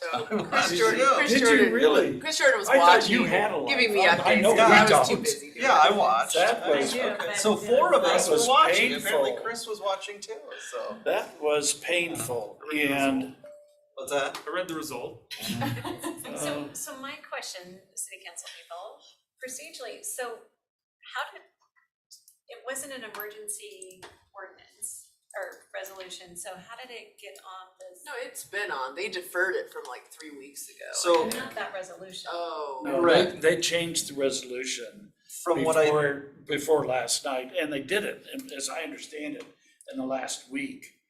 I didn't And see anything until, last night. yes, From what so I when understand, Someone they- said they like suspended. 4:35. yes, I think I don't they know had what's the this- placeholder for the initial resolution, like that we passed and all, that other cities have. And then they deferred that one indefinitely and replaced it with this new one, so maybe Just- because just it had last the night? same, or I think yesterday. And Or, then, yeah. so, yeah, at some point yesterday, and so then that's what they brought, so I don't know if they operate as long as it has the same title of the resolution, like the scope of what you're dealing with, so I don't know. Technically. I'm not sure how they operate. Technically, they should have, if they were being truly transparent, they should have published the document and allowed the public to comment on it before they took an action. But I'm just amazed that nobody in the public knew, except for the nonprofit supporters of the motion. It's amazing how they just knew. Anyway, I'm being a little I think the sarcastic. council rules are that you can bring forth anything as long as you have the 5 or supermajority to suspend the rules. Well, if you can suspend the rules, but they didn't suspend the rules last No, night. that's what I heard that Oh. they did. I was told they did. Yeah, I think they Oh, probably did they? You always have to suspend the Oh, I rules missed to that. submit a new They may version. have done it during their briefing So at it- 3:30. I did find it interesting that there was a lot of people there in support of that resolution when Yeah. no one knew the resolution existed. Just amazing how that happens. Yes, I did try and reach out to a few city council members before So- saying, hey, what is this? Because it felt like a negotiation through a resolution, and it's unfortunate, because I think if we could sit down and actually create a process over the next 4 months to sit down and negotiate, we could get to a good agreement. But now they've put so many parameters on it that I'm not sure, anyway, I'm hoping we can still have a good conversation on the 8th about next steps. Yeah, I think we still, I don't know, go ahead. No, go ahead and finish your thought. I mean, I think we still need to have a conversation on the 8th, whether we're yeah. gonna even continue yeah. at that point based on that resolution and, just be, be honest about what the resolution is and what it says and what it really means to everybody else. It's back to, it's not a collaborative process, it's now a city-driven process, and so the city will get to kind of live with what they're, I don't know, I mean, that's the conversation we need to have. My with biggest everybody. concern was, most of it was fine, if they wanna say these are the things we need to do, which is get their data in order, get all those things are things are fine. But, And that was something that stood out to me, the members on the council that were like, how can we give all this data because we can't even get this data? And it's like, well, that sounds like a problem within your own house. Like, and so you're trying to, let's blow this whole thing up because I haven't seen the data. I can And tell you, it's, Scott and I just pulled out the binder that we were asking for the data 3 years ago when we were meeting with Fenwick was the mayor of Spokane Valley. Scott and I were there, the mayor, council president, Graham Biggs. I mean, we were asking for all of that 3 years ago, and that's when Arian put together our sheet of what potential and all of that. So this isn't anything new, and they're still not providing. So, listening to the resolution last night and some of the elements in it that quite frankly, I would never agree to. And if in fact, as you suggested, they want to negotiate by resolution, then this is going, happening in 3 months, this ain't gonna happen in a year. We're going back and forth and doing all this stuff, from the dais instead of in a room collaboratively and stuff. I mean, it just, in it just sabotaged my mind, the whole collaborative effort and working together and, trying to find a path forward and stuff. So, I mean, if we didn't want to include it on the Council of Governments agenda, I'd be fine. It may be short on the council Well, agenda. and maybe give it 5 or 10 minutes and, say, well, we were gonna have an extensive conversation, but the city short-stopped us. I mean, Well, when you just- read the detail, they wanna take until December 15th, which probably is realistic to make a decision, before the end of the year budget, which is probably realistic. It's not unrealistic, but what I'm concerned about is taking the entire year of 2024 to try and figure things out. And well, it's essentially, it's they like a didn't preliminary. they didn't want a 2-year pilot, they wanted essentially a 1-year pilot, but then, then they were saying they want the plan for what 24 is gonna look like, they want the detailed budget of what 24 is gonna look like. But that's the one thing that you and I keep hearing every Thursday meeting by Rick, Gavin, and Teresa is, well, we can't know that until we put the board in place and leave it up to them to determine what's So going I on. think it's So, just confusing. Yeah. it is. I'm confused by what they want to accomplish in 2024, because we know it's gonna take time to just, Broadlink, we just had the Broadlink. It takes time to build up the PDA and the board and the staff, and we know that. But to me, you could develop if you get to an agreement with the interlocal by the end of the year and you have an implementation plan for 2024, I just worry about spending a whole year and then I think we need to be committed as organizations to move forward at a certain point for a certain amount of time that's longer than a year. Or else it's a lot of work and it's a lot of resources. It sounds like and they don't staff wanna time. commit to anything longer than a year, right? So that's my biggest challenge. It takes time when you have a uniformity of thought and mission and goal. But what I heard out of them last night, there is not any uniformity. It was more, quite frankly, it was more dictatorial. And this is the way it's gonna be, and this is what we've said. Thank you very much, have a nice day. And I'm going, okay, fine, great. You guys deal with the regional authority inside the city of Spokane. But, to have the city be in a position where they can control county resources and we don't have any say, no, absolutely not. I mean, it's just, It's just nonsense. I kind of found it, I found it laughable too. They were saying like, well, this is all moving too fast. It's like, this is not moving fast at moving all. fast. It's like, No, I the- think a lot the of the number- provider groups yeah, have the felt number of meetings left you out, and I have sat but, in where nothing gets accomplished in them. And it's like, yeah, this if isn't anything, moving I feel fast like at we've all. moved kind of too slowly, you know, Yes. this summer. It's not really moving forward at all. Yeah. So, Ugh. We can And- still see the start line from where we're at. I mean, Yeah, it's yeah. like, I mean, come on. Oh, yeah. jeez. So what would So you I like think to we do? need to move forward with the conversation though. I think I don't think we need a facilitator at the No. council of governments. Solve that I think we can Solve that problem. rethink, I mean, cause Scott's just going, thank God. yeah. 0 for 2 right now. I mean, to be honest, I think it's a conversation of, this is what the city council has just done. Is the desire still there Yeah, to move Yeah. forward? I mean, simple question. because based on that resolution, I'm not sure how we really move forward, you know, and so I think it's all of us saying, city council, at some point, when you choose to rescind your resolutions, would be when we would choose Have to a continue conversation. forward. But I think we have to do that collectively as a group, that is not, you know, for. Just from us. Just from us, I think I want the other cities to weigh in on that as well. And so, so what we may do is kind of, you know, so it may be a shorter conversation. I think it's still good to say, here are the questions that we did have and post those out there. So people are aware, and then it will take more time to get those answers, and people can, you know, Rick and Teresa can look at some of those questions. And then we're still being transparent and saying, these are the questions we have for regional authority. With the resolution the city, I know it's just me, with the resolution the city passed, we're not gonna be moving forward until they relook at what they're doing, So because we can't. contemplate their the possibility that Rick, Gavin, and Teresa are not going to engage in this activity and dedicate their life to a process that's controlled by a council that wants to act unilaterally. But I think if we list, like, here were the top questions that were formulated.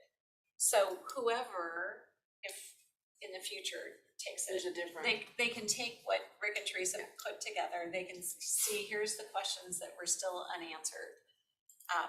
If it sits on a shelf, it sits on a shelf, but at least then those questions are out there, as to what our concerns were. And we'll be sure to let you know What See happens. how what happens Thursday's this meeting goes. Thursday. Yeah, And, yeah, where that, and maybe even after Thursday, we're not gonna. there won't So be yeah, too maybe much. we will report back to you and Well, and give you a report what on it. also stood out to me is, so the one person that voted no was Jonathan Bingle. And Jonathan's really one of the only people from the city that has consistently meetings. attended these Thursday meetings. I mean, so, you know, it was Brian originally, Right, but then right. he Now he's gone. is gone. And then I think Lori came to one meeting, but she hasn't been there for months in these discussions. That's, And I so, think that's part of the issue is the other council members have not been engaged at all. Yeah. And it's just disappointing they didn't reach out to the county for feedback because we're the two big entities that really need to dig down into the staffing and resources questions, you know, to make this work. So we'll see where we go from there. I was gonna, yeah, as of yesterday, I had all sorts of great ideas for the 8th. But maybe I can touch base with you after this meeting, Chair, and we can just discuss a little bit, because, But I don't think we need to worry about a facilitator at this point. I think No. we can facilitate the conversation ourselves. So, yeah, that was disappointing. interesting, yes. Let's see, Chris, I don't know if we need to go into executive session to get an update of what you turned in yesterday. Oh, no, it's been filed at this point. So we filed 2 items with the court for the hearing today at 4. As we discussed, the option that was kind of the consensus preference of the board was filed as the alternative ballot language with the court. Additionally, we filed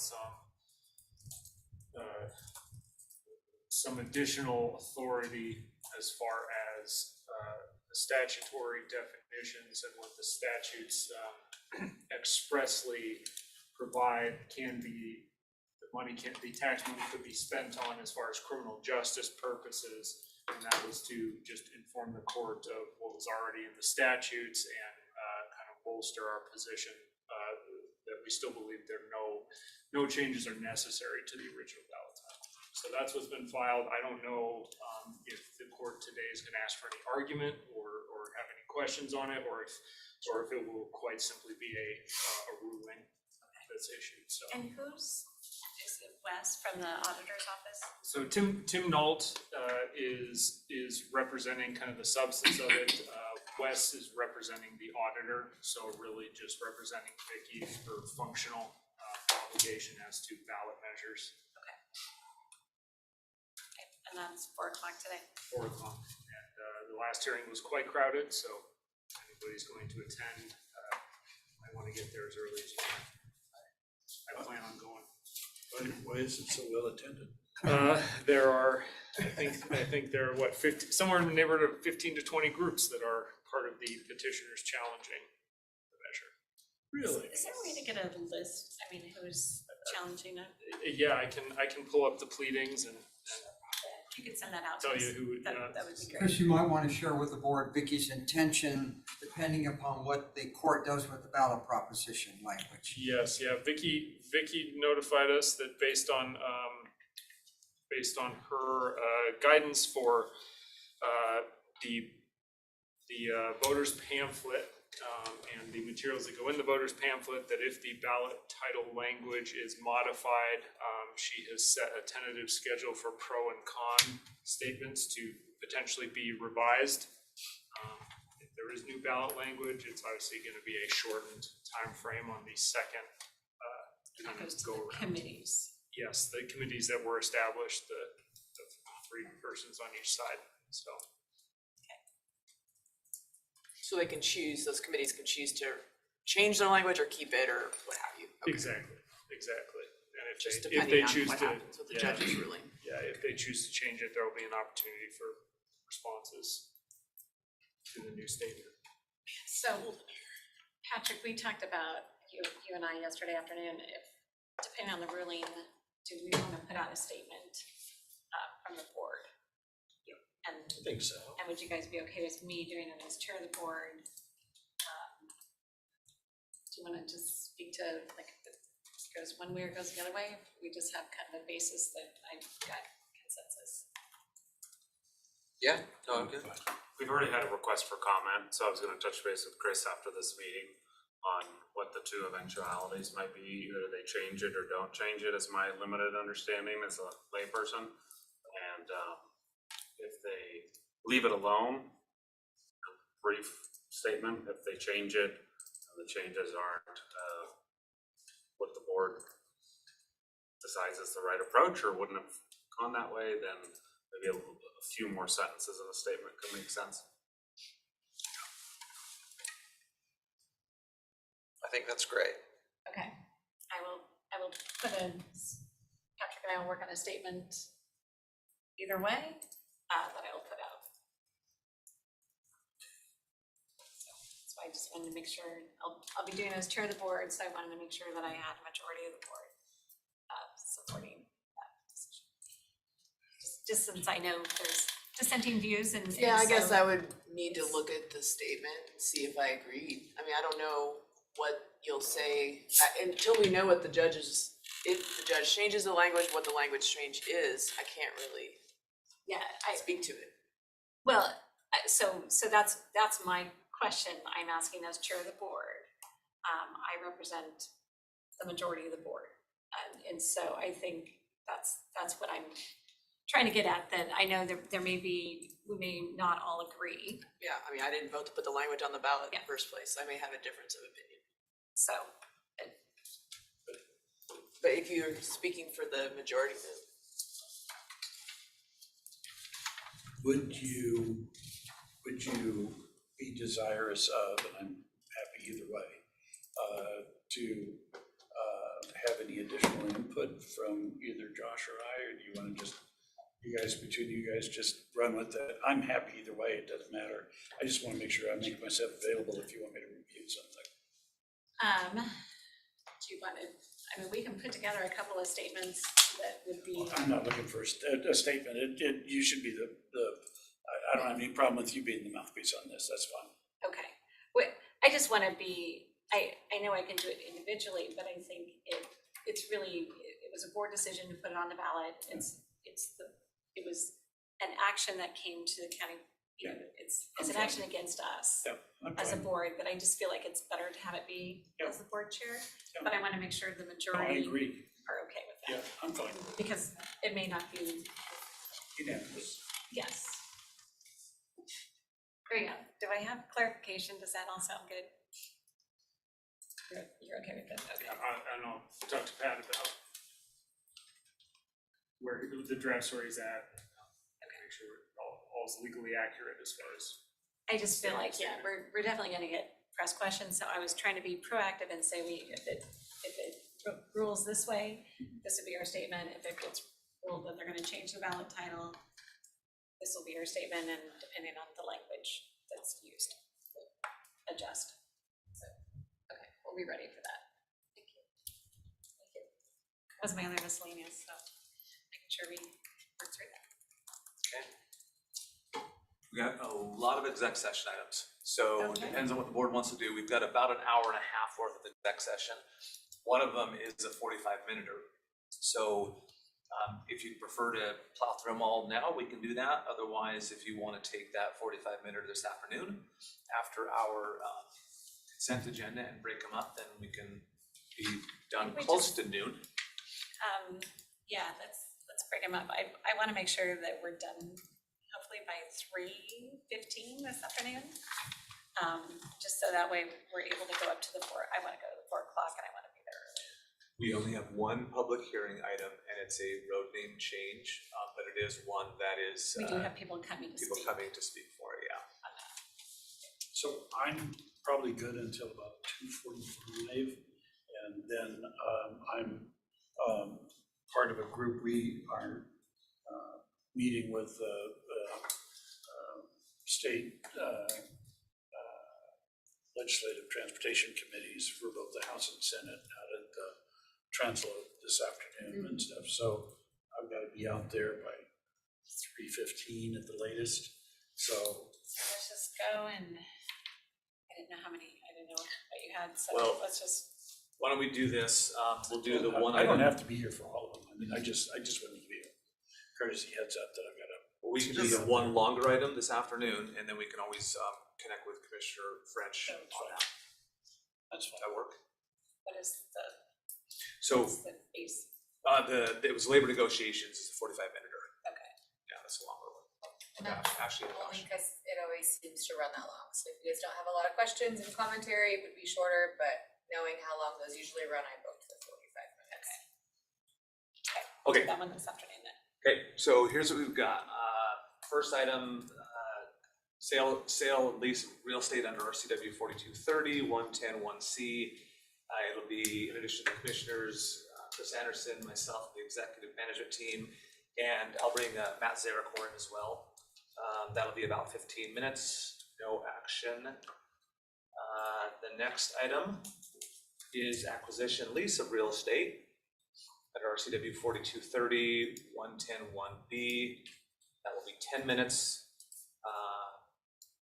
DOCC, Board of County Commissioners, Chris Anderson, myself, and the executive management team. And let you do your next two. And then I've got two matters under pending potential litigation pursuant to 4230, 110-1I.